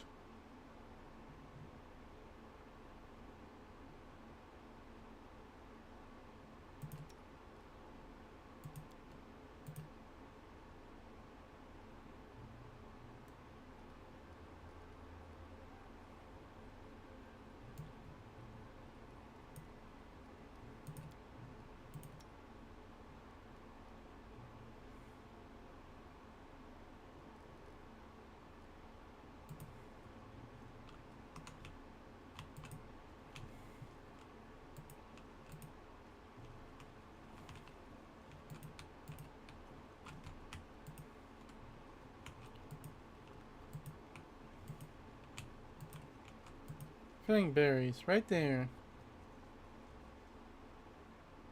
I failed. I'm sorry. Applause, please. I am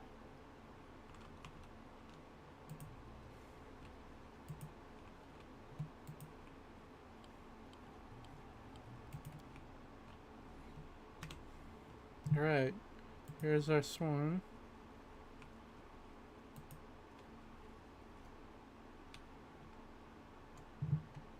Time's running.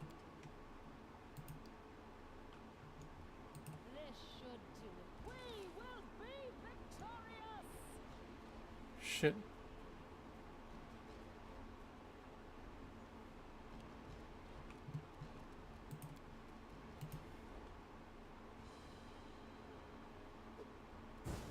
Nice. I think that's all of them. No.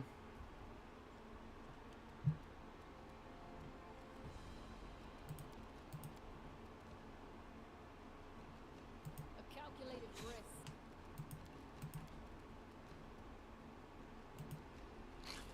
Move back.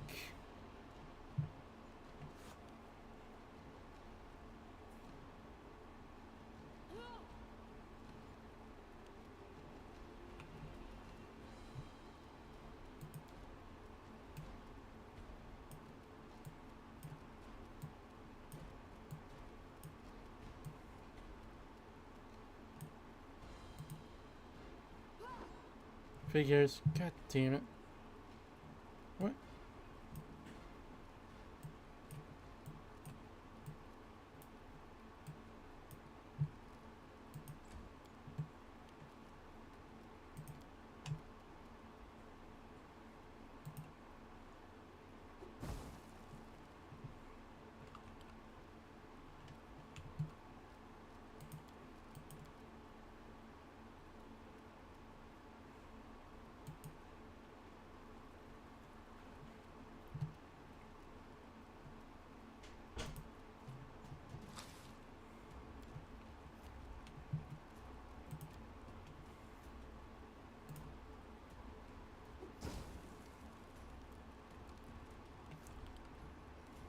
At least they're dead.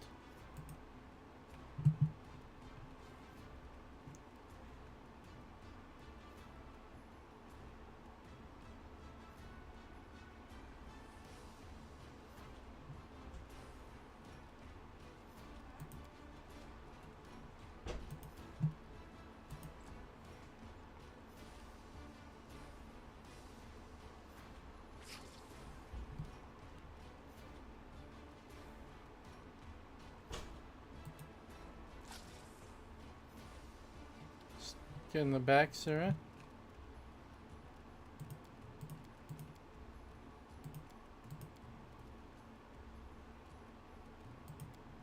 Do not falter. Ah!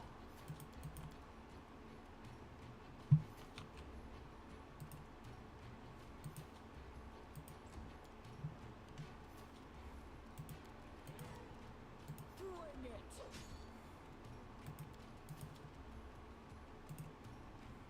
Trigger is attack of or not.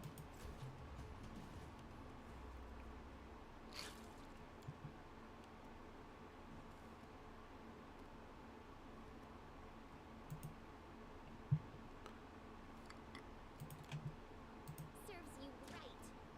We use.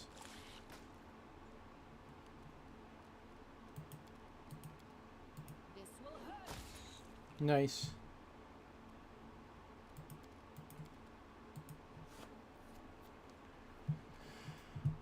Right.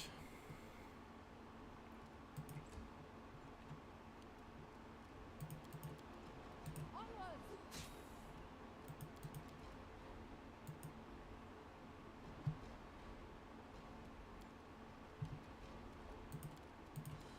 Tear them apart. Damn it.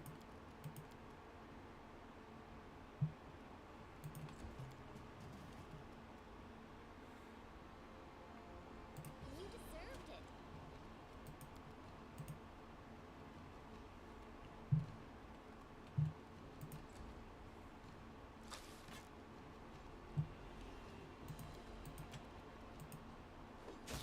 Gotcha, bitch. Ready for anything.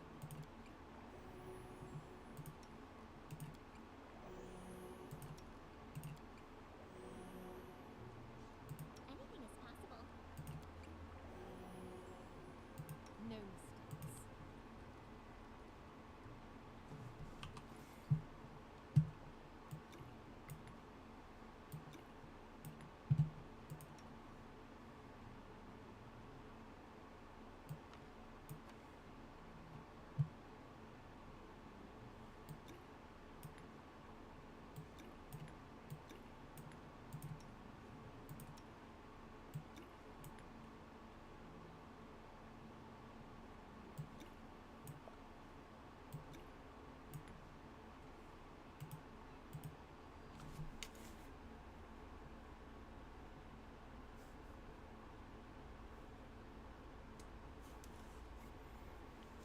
Shield of Faith.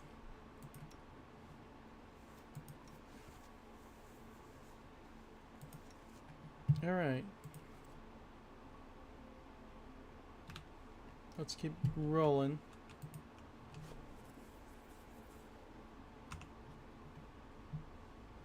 On.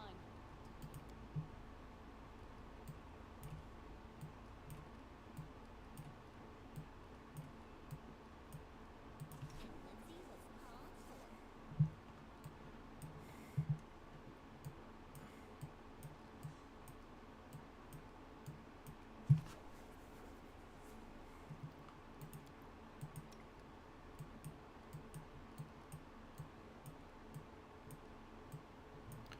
Just make sure I have these. Focus on the goal. I wrote it like I I'm listening. I'm listening.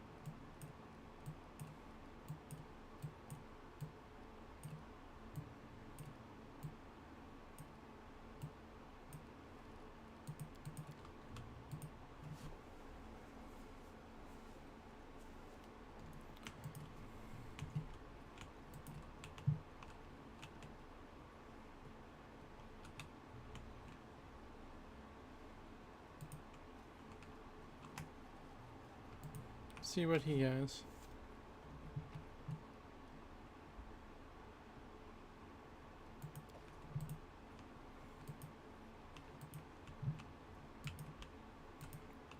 Oh boy.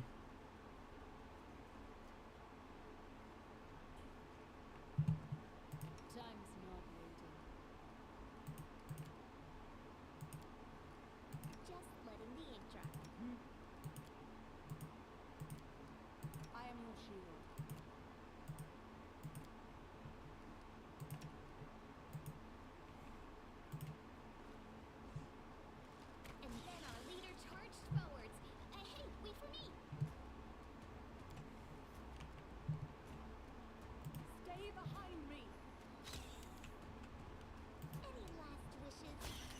Nice.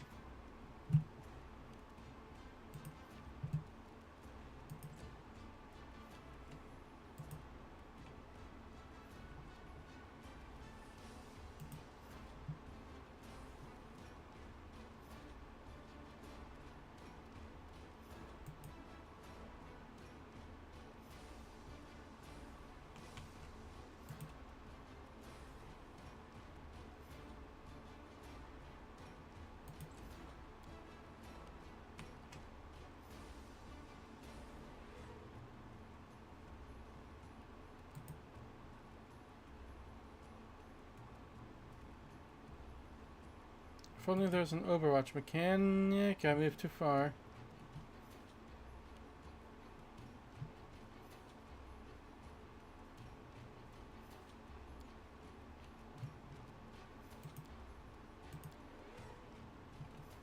Let's try this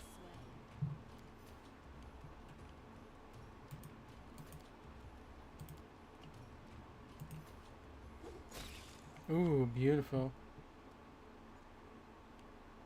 Not beautiful.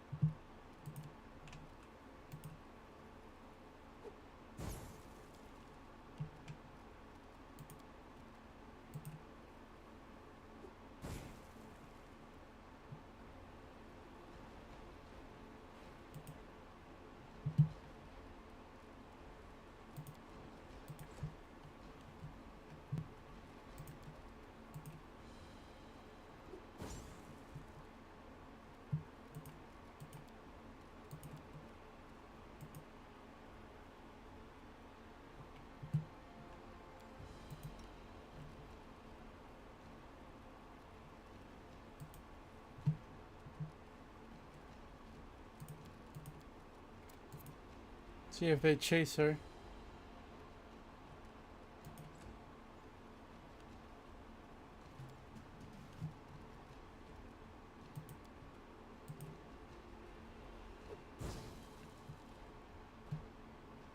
Damn.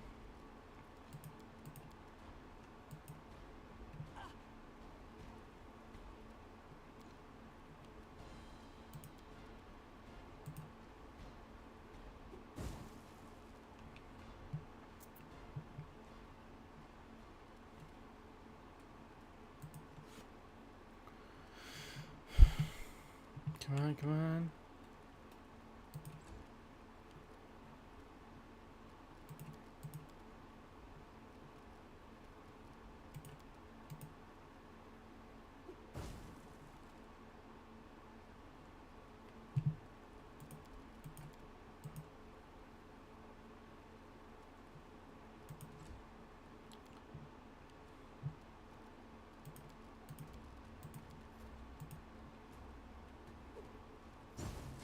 Nice.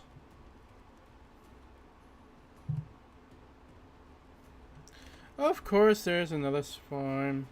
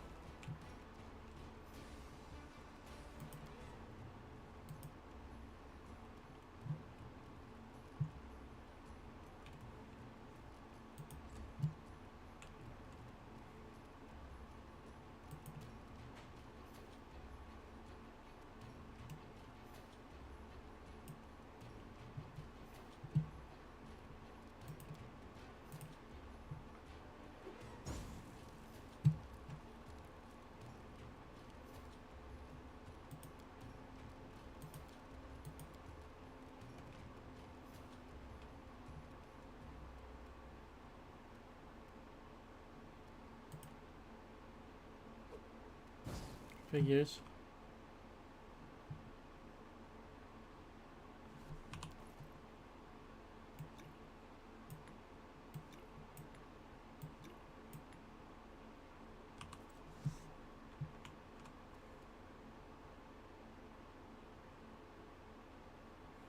Come on, come on.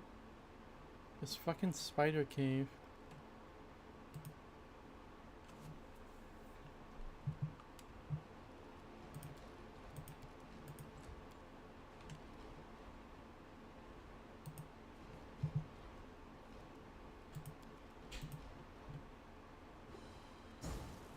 Nice.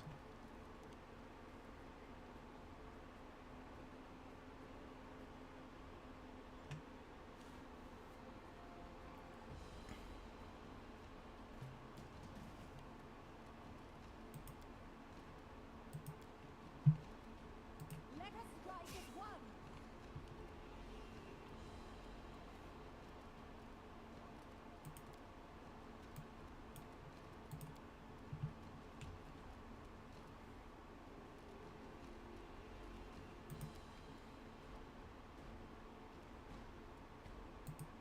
Move out of the way.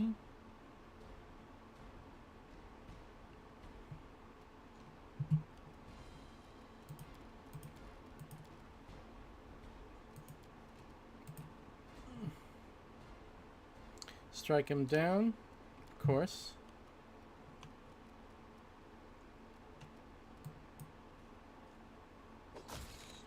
Nice.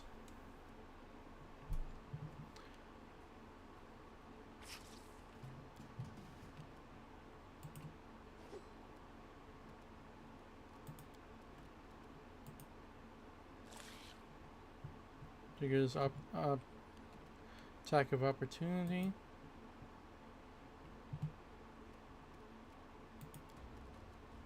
This is where I step in.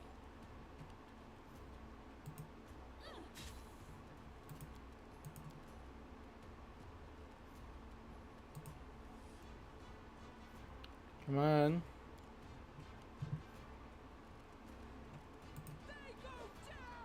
Figures.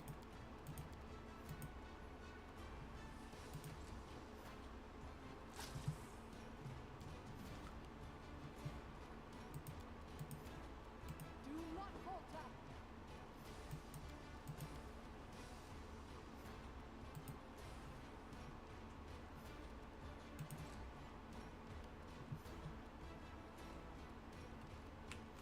Serves you right. Come on.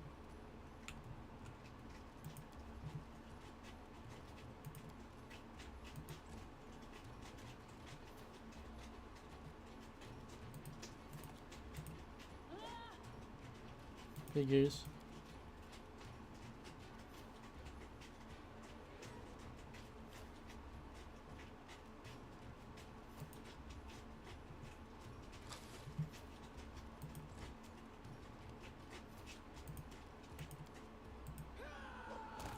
Finally.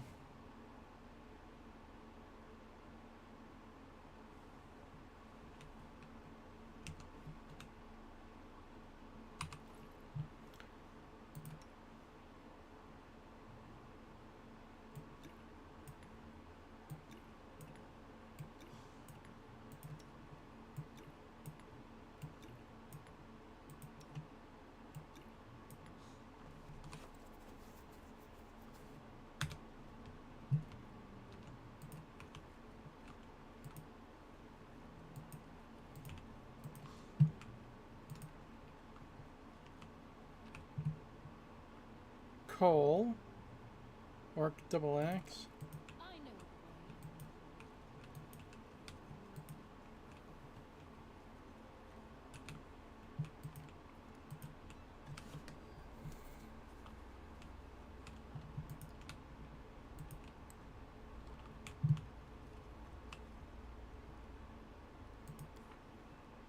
Okay, still very low level.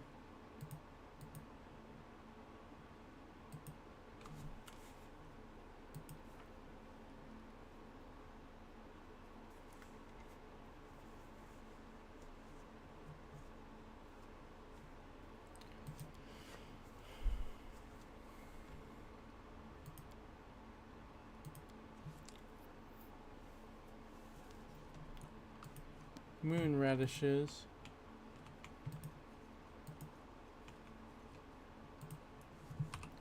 What do I have?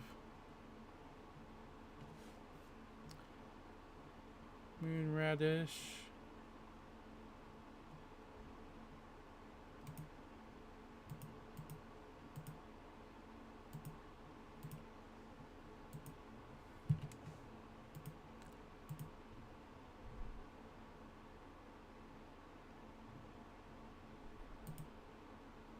Okay, we got fang berries.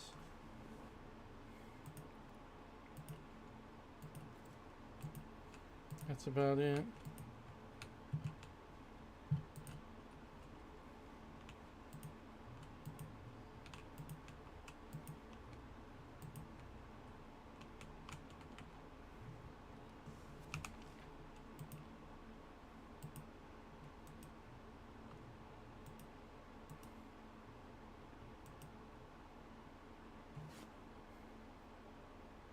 It's actually pretty cool.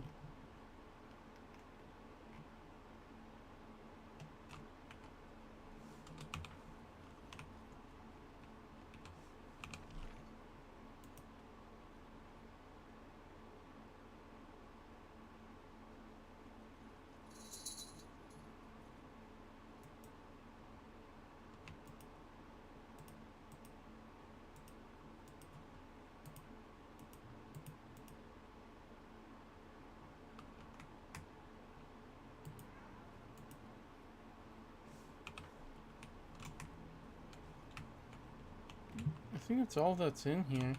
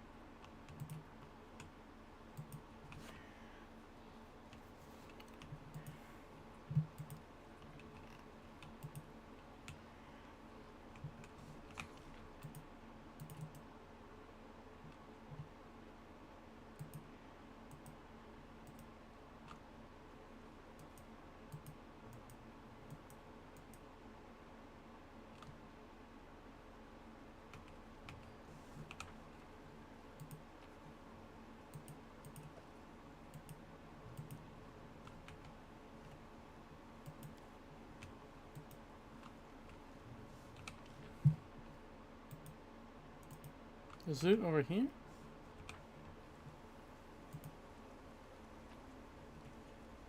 Onions, nuts, pocket mirror.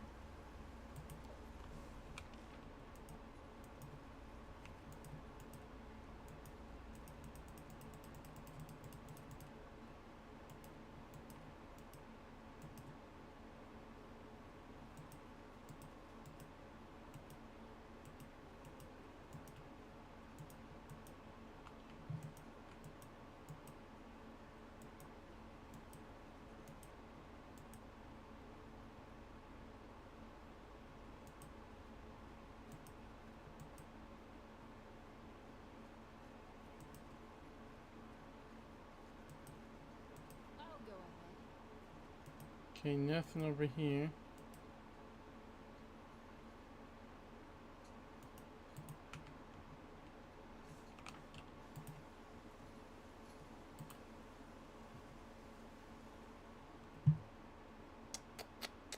Let's see, we have 2 Twitch viewers, 1 YouTube viewer, and 1 Kick viewer. Nice. Resting would be nice, don't you think?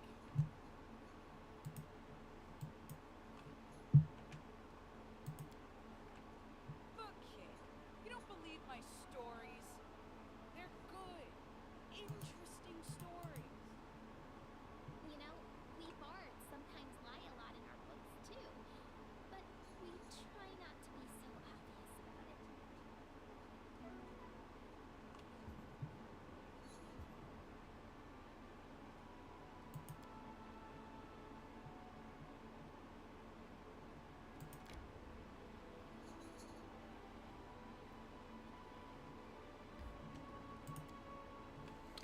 Right.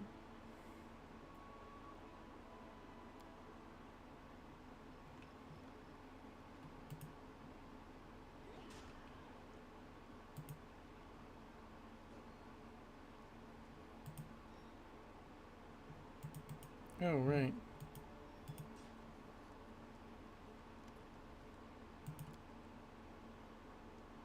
Get fang berries.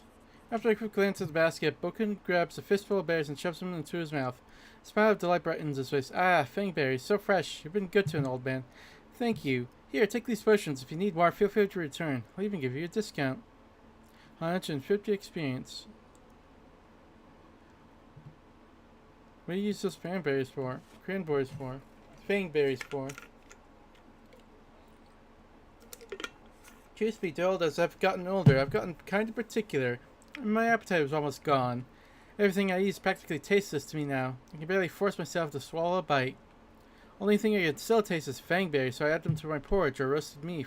I even add to my potions. When I run out of fangberries, I always stopped eating entirely. So that Elena tried to help me, the dear. She baked pies for me, cooked me up fish soup and stewed venison. But I just couldn't eat any of it. I was desperate. Those damn spiders have sucked the last bit of joy out of my life. If not for you, I pretty much have starved to death, miserable to the end.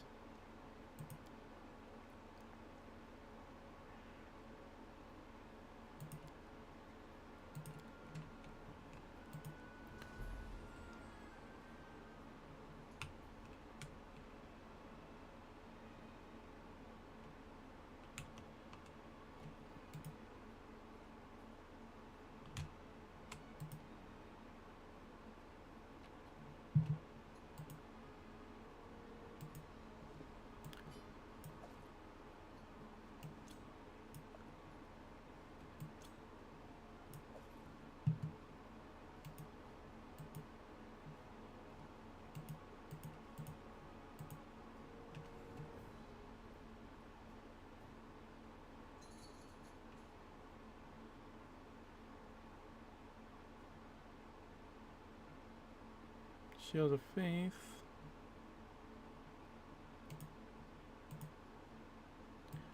Let's put this down here, down here. There are roots. Silver embroidered purse.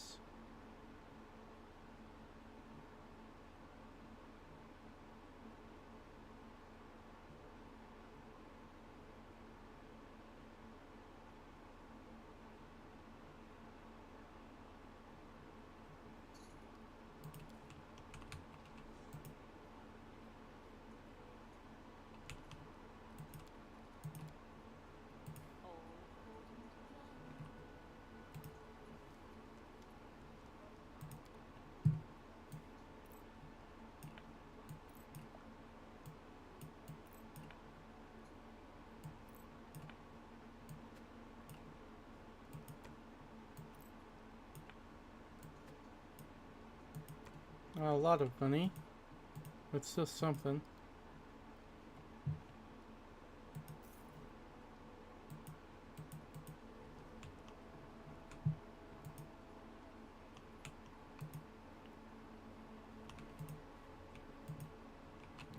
Alright, let's set off for...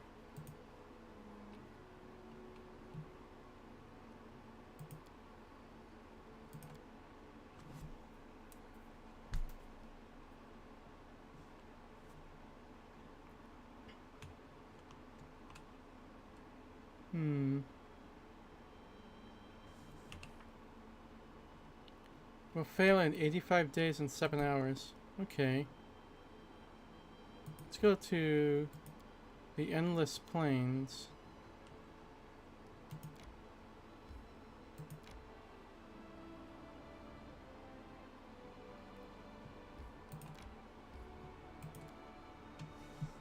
You can't hunt in dungeons. Make sure you bring enough rations.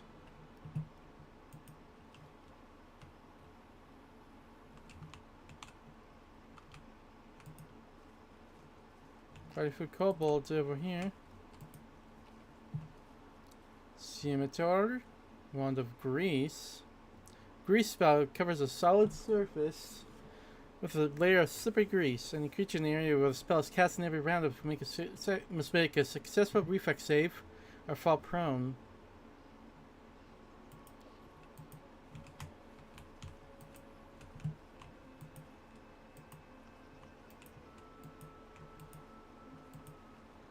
Follow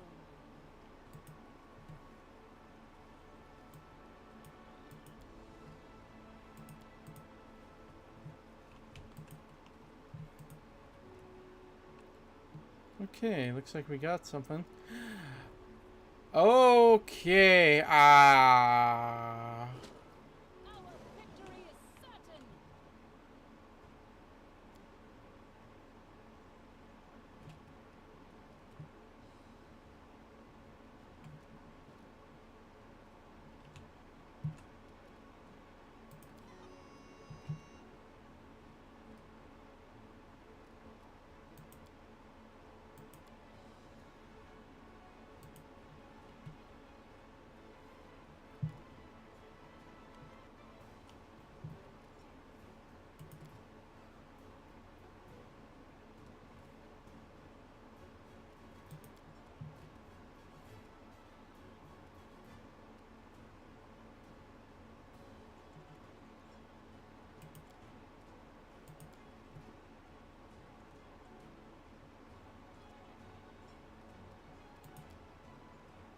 Damn.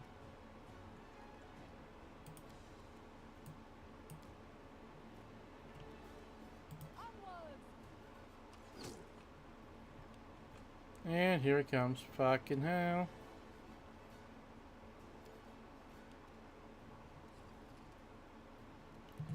Yeah, please rage. Bring it! Figures.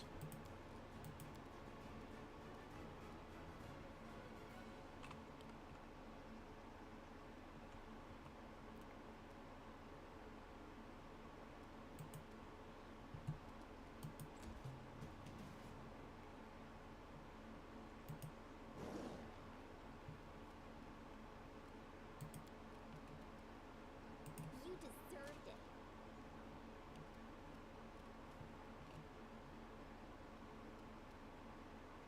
This should do it. Damn, this thing is tough.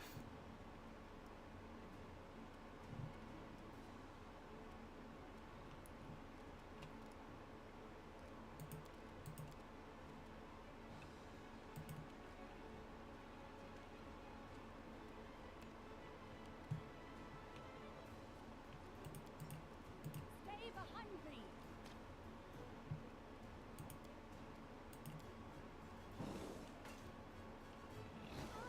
How? Oh my god. This was a mistake.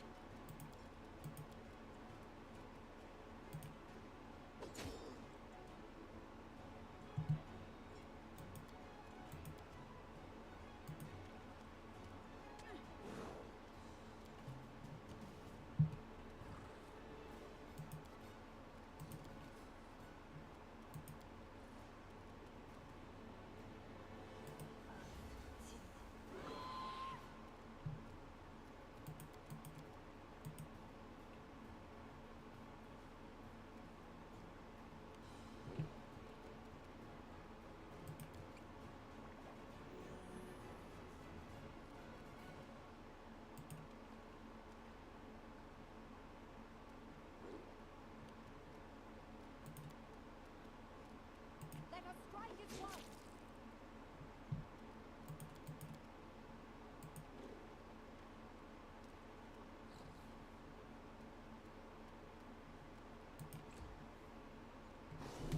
We're getting damage in. Killed me. Oh, okay. Oh, okay.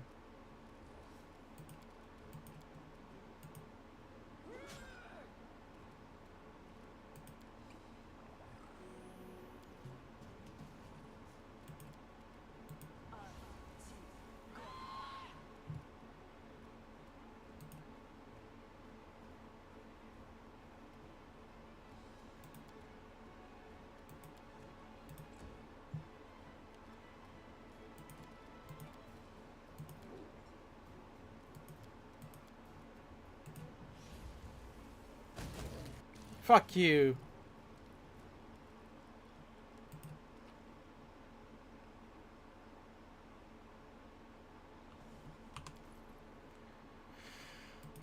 Don't you have something of restoration?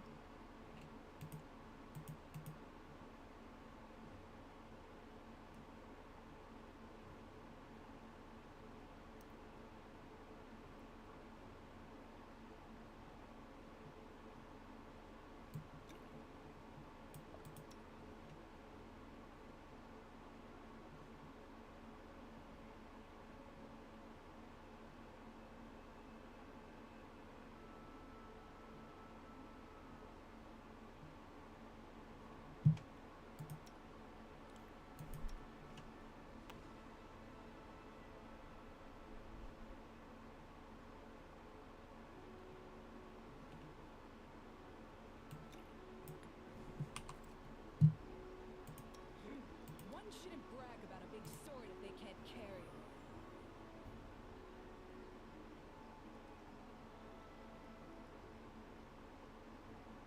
Permanent. Jesus.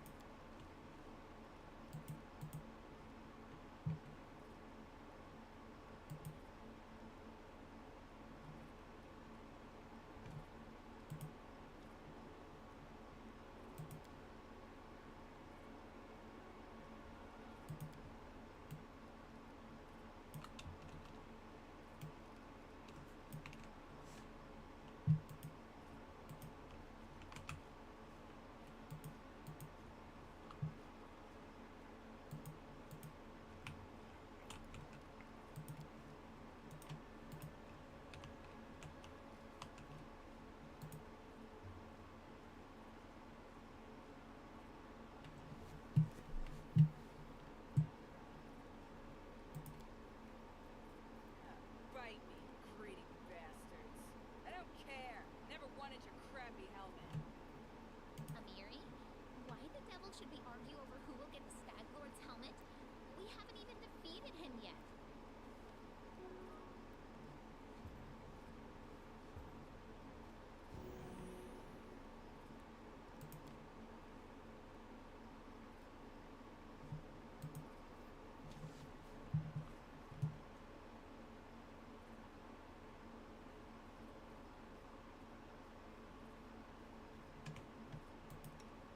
Done waiting. Okay. How do I prepare ability damage? A strength of 14.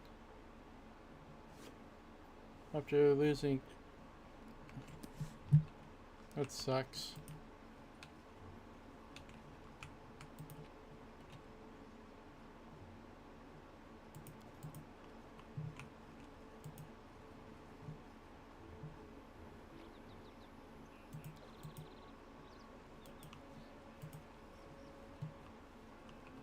I know the way. Man, that fucking Manticore beat our ass, and it still wasn't much of a difference.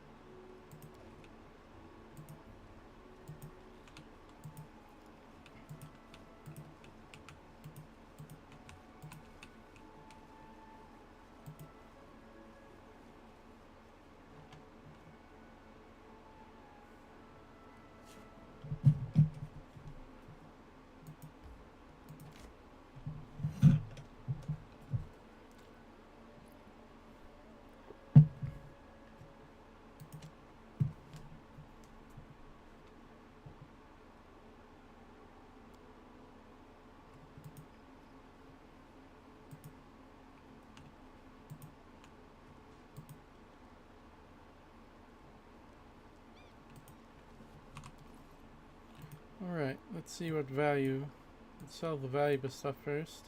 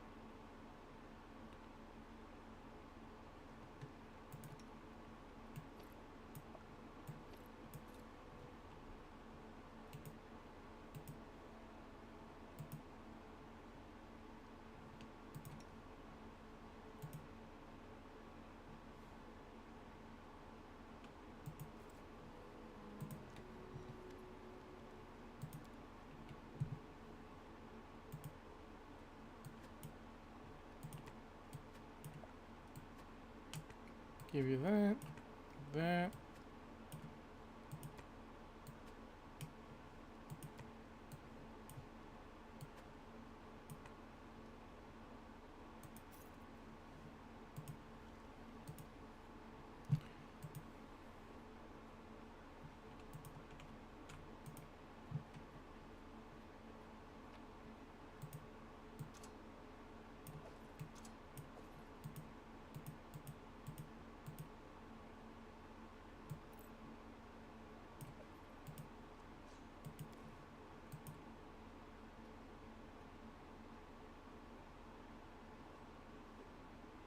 Okay, I feel better now.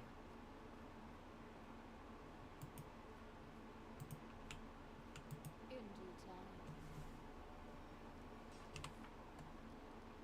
82 days. Okay.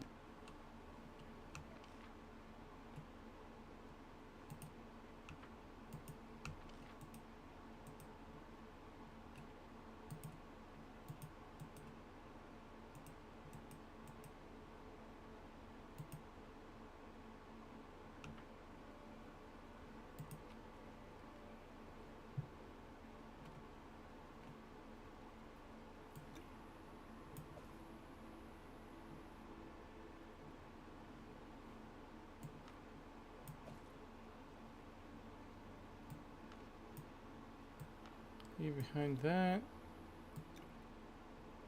Version of Vanish.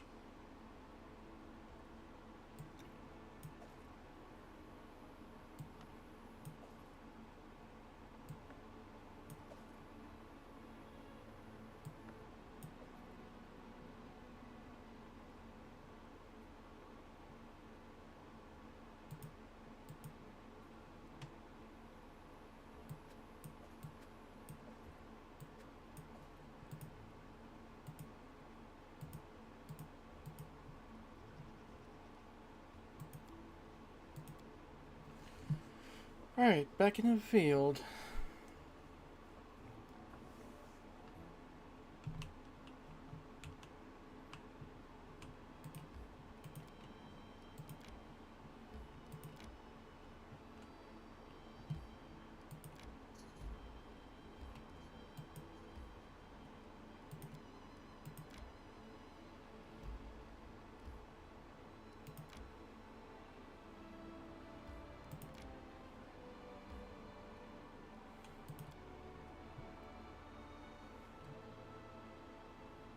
Let's see if we can meddle in their affairs.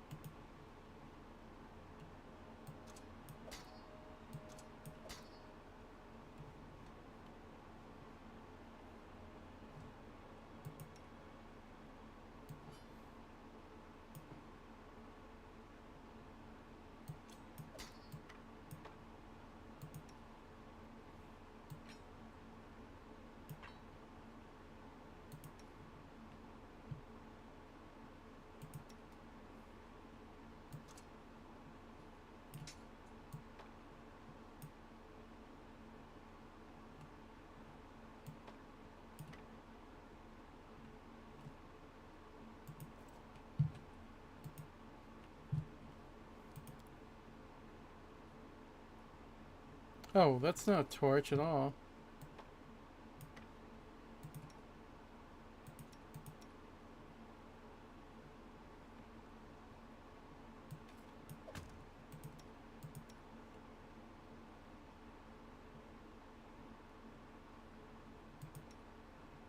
She has the torch. She and the other one have a torch.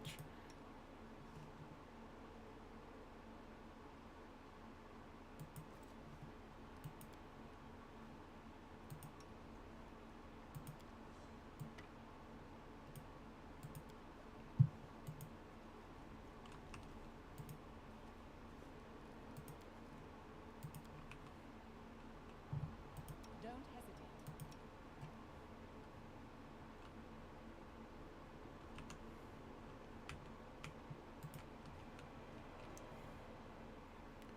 Score protection from chaos.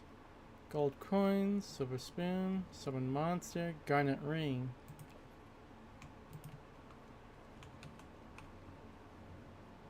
Harem.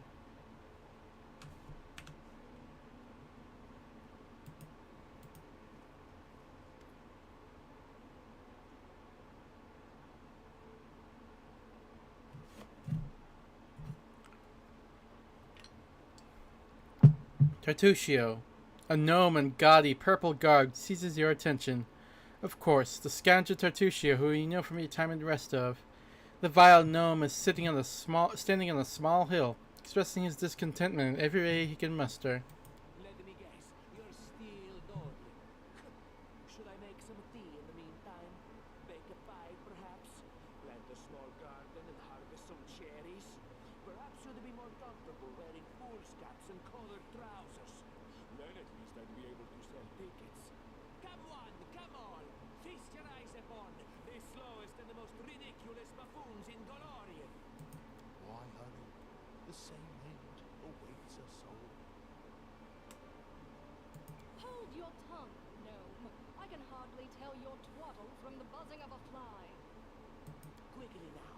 If we don't find that artifact soon, someone else might seize it. Someone who's standing over there watching you right now, you fools!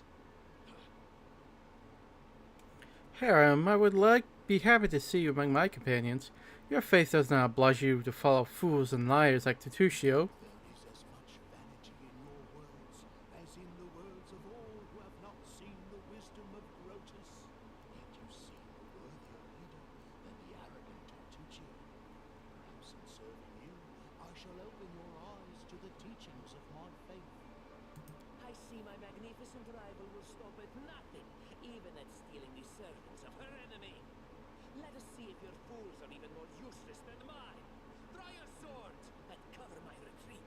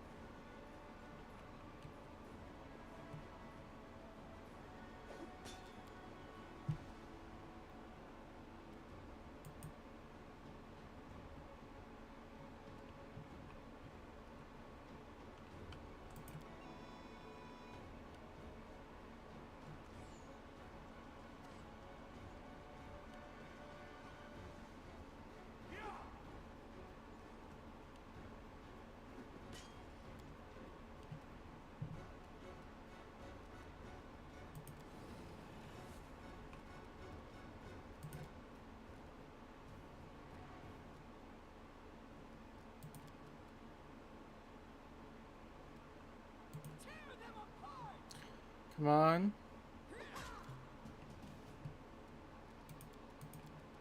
Do not falter.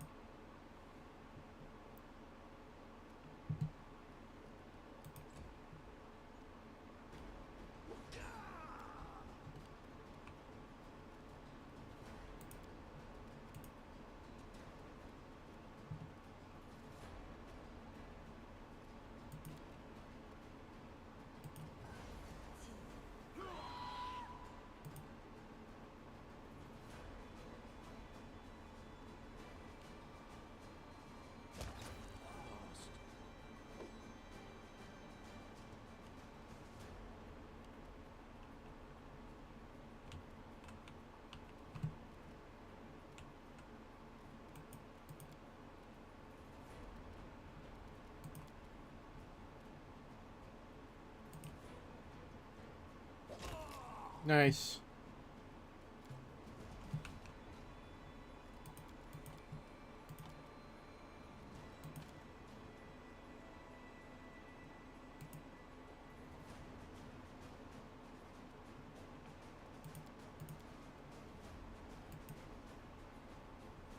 Come on.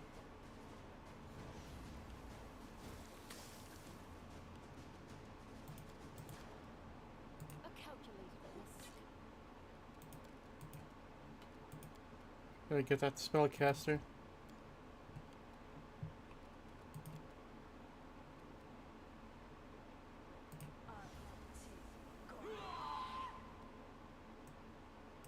Oh, wait, never mind.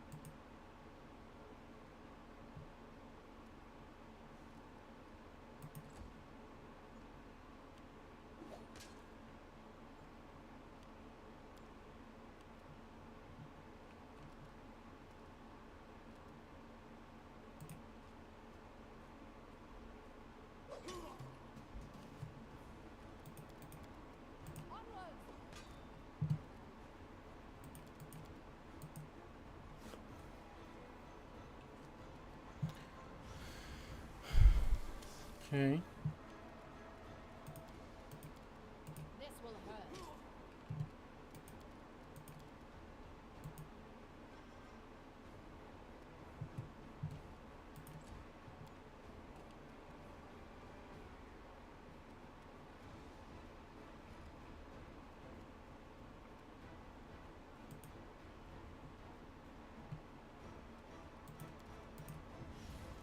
Daze him.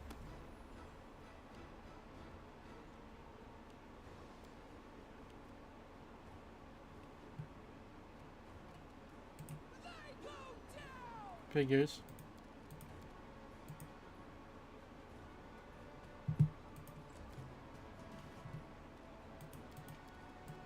Stay behind me.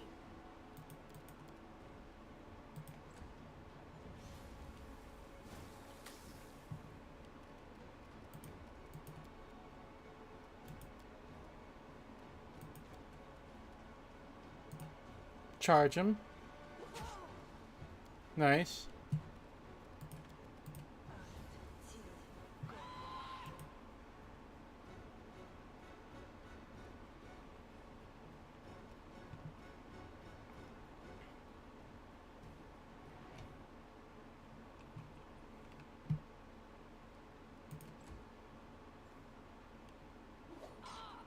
Ow.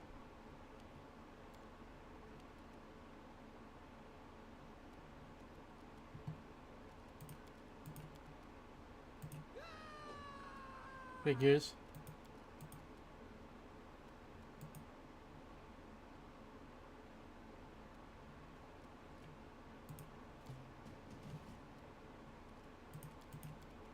Let us strike as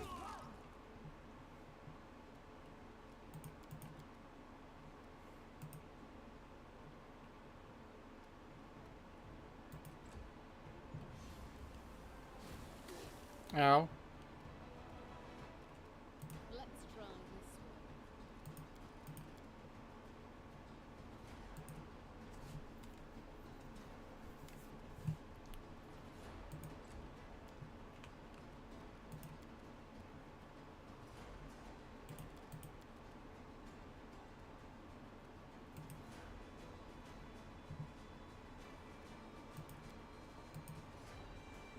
Figures.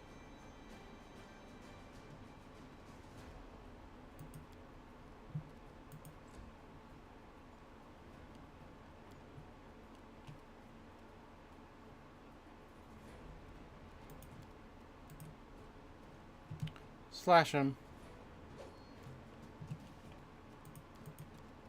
Do not falter.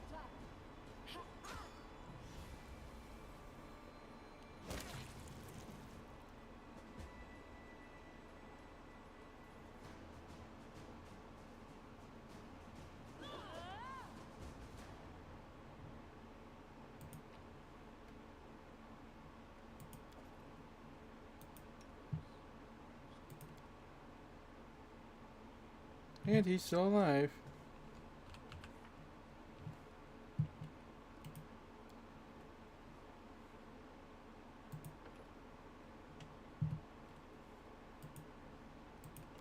And he's leveled up, of course.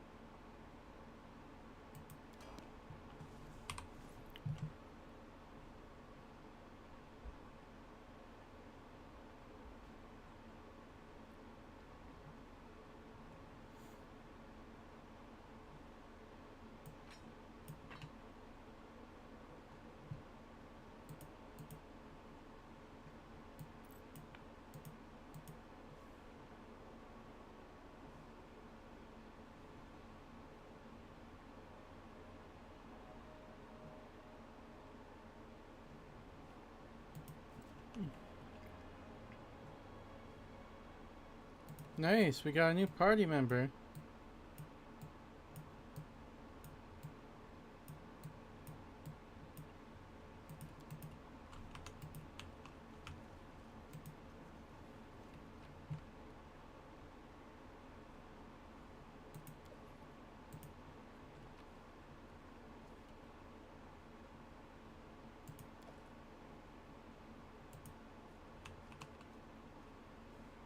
Seems so far from afar to be but cracks from the stone, but it turns out to be a faded image of the sun.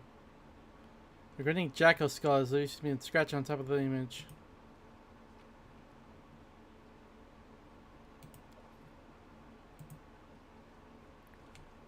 This image carved in the stone is almost completely worn away over the edges. One can distinguish a sickle, a sword, and a skull with a single eye socket covered with a coin. Judging by the outline, this base once was depicted the sun and moon. Now it's almost completely eroded. On closer inspection, one can discern the outline of a head with a single eye.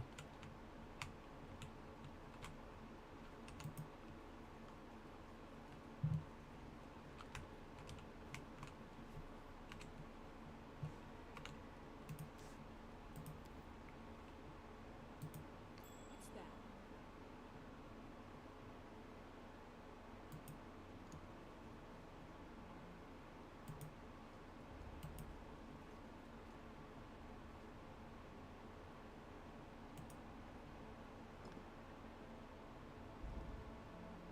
Neat.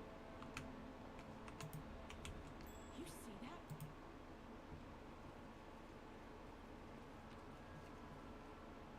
Cyclops going. I see something.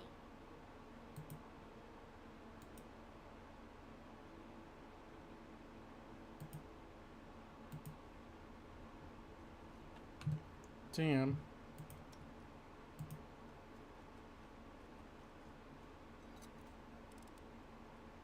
Anything else? Oh, cool.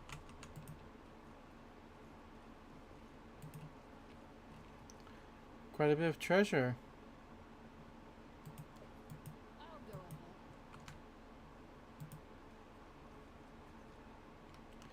A base relief of the sun, long eroded. The vague outlines of four strange creatures have been carved over it. I bet we got the treasure that they were looking for, dumb bastards.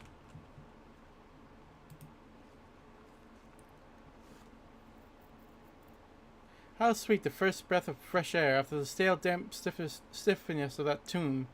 Before us stretched an unending heath, replete with hills and gullies and patches of low shrubs.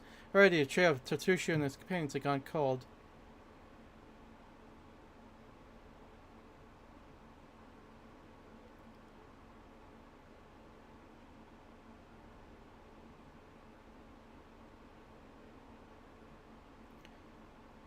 But we would not give up so easily. Whether the trail went cold or not, it was one we had to follow. Succeeded! No blade of grass was bent. It must have had enough time to straighten back up, since whoever had passed through, but the heath's dry earth preserved the print of little shoes. Our eyes to the ground, we followed the trail. We walked and walked until we finally came to a huge gully, the dried up bed of a river of yore. But what's this? At the edge, the grass was trampled down, the soil turned up with claw prints, lots of them. We stumbled on a fresh battlefield. In the year the trail spent, one set of footprints walked away from the battle and down into the gully. The brave footprints that faced down the enemies followed a path along the edge.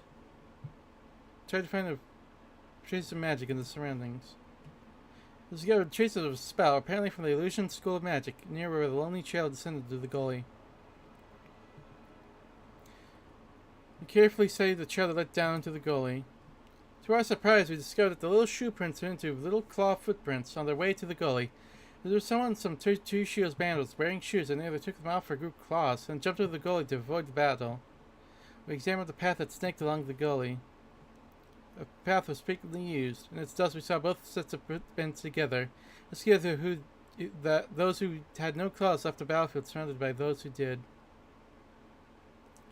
We stood a while in a thought, then followed a single. We tried to imagine who or what set left those claw marks. Succeeded after a lore check. Here, the claw marks were not deep. The attackers were small and lean, and more, those creatures walked on 2 legs. Finally, the form of the prince left no doubt in our minds. We stumbled onto kobold lands.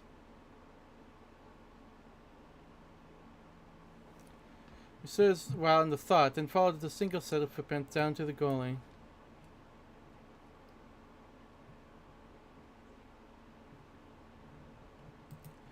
The way down was steep, and it took some time to reach the bottom.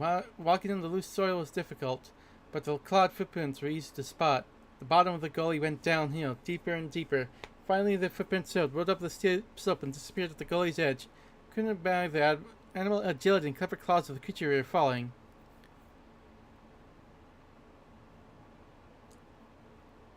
The slope before us was as tall as 2 men, and then ended as a hanging crest. Climbing such a slope would no be easier than climbing a sheer wall. However, a long, steady-looking route stuck out from the ground up the top. Mobility 11. There's one brave hero among us who decided to try our luck and climb the route.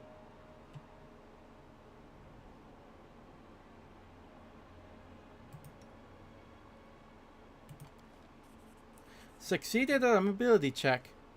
After taking on the route, Lindsay took a deep breath, grabbed it with both hands, and began the difficult ascent. Pushing with her feet against the slope and grabbing the root with her hands, she climbed higher and higher. Only her heavy breathing and the faint creaking of the root broke the deadly silence.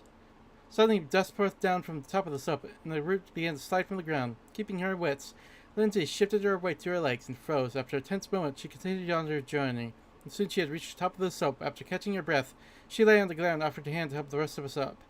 After climbing out the gully, one by one, we easily found the clawed footprints again and moved forward.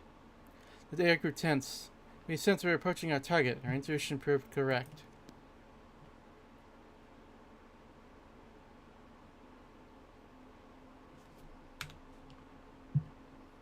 That was pretty cool.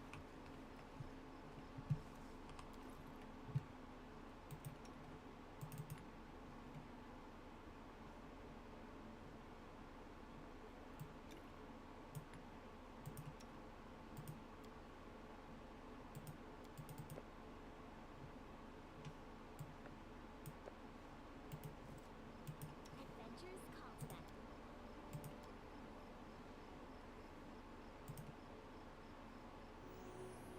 Nice.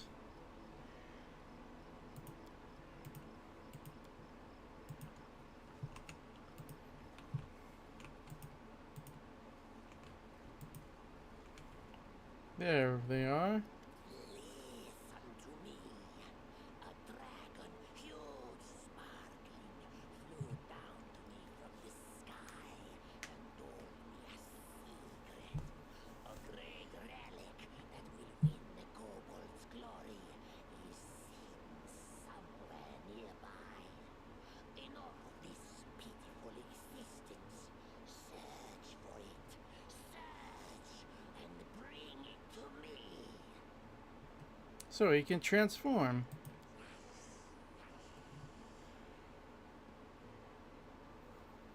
Dragon, glory, dragon, the voices of the kobolds rising in excitement. We know, the mites under the old sycamore. They possess a magic treasure, very ancient.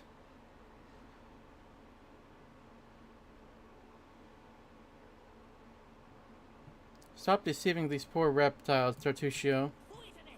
How? Here, you fools! I mean tribesmen. Don't listen to her lies. I shall bring you to glory. Just help me find the relic and stop this trickster. That's a lot of kobolds, however. Any last wishes?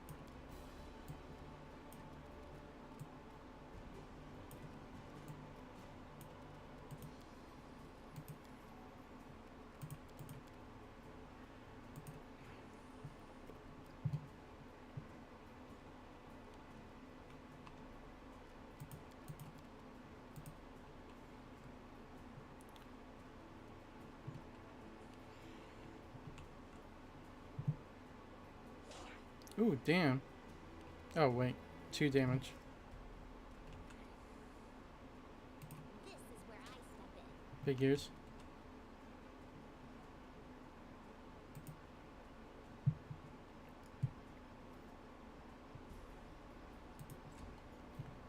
Okay. This should do it. Doink. How much health do you have? Not much left.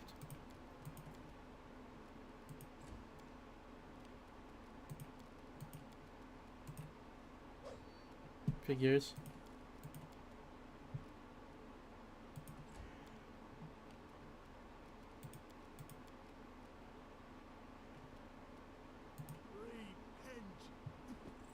Figures. Onward! Down you go.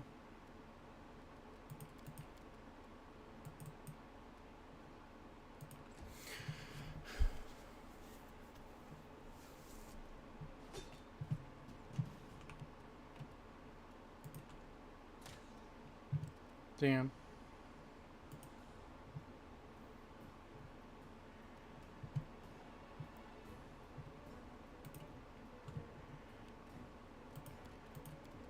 A calculated risk.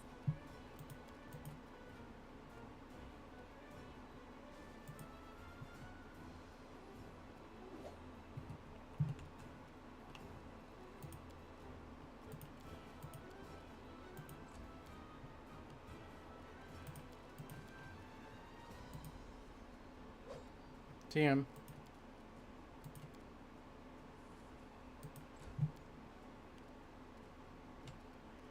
Your life ebbs low.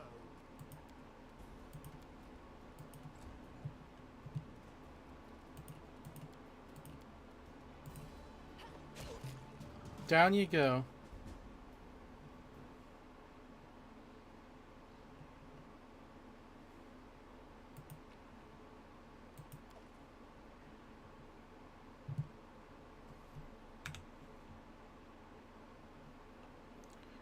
Looks like this is all the time I have. Alright, everyone. Hope you all enjoyed the game. Hope to see you all next week for some more Pathfinder goodness. Alright, I won't keep you any further. This is Neck Talk, signing out.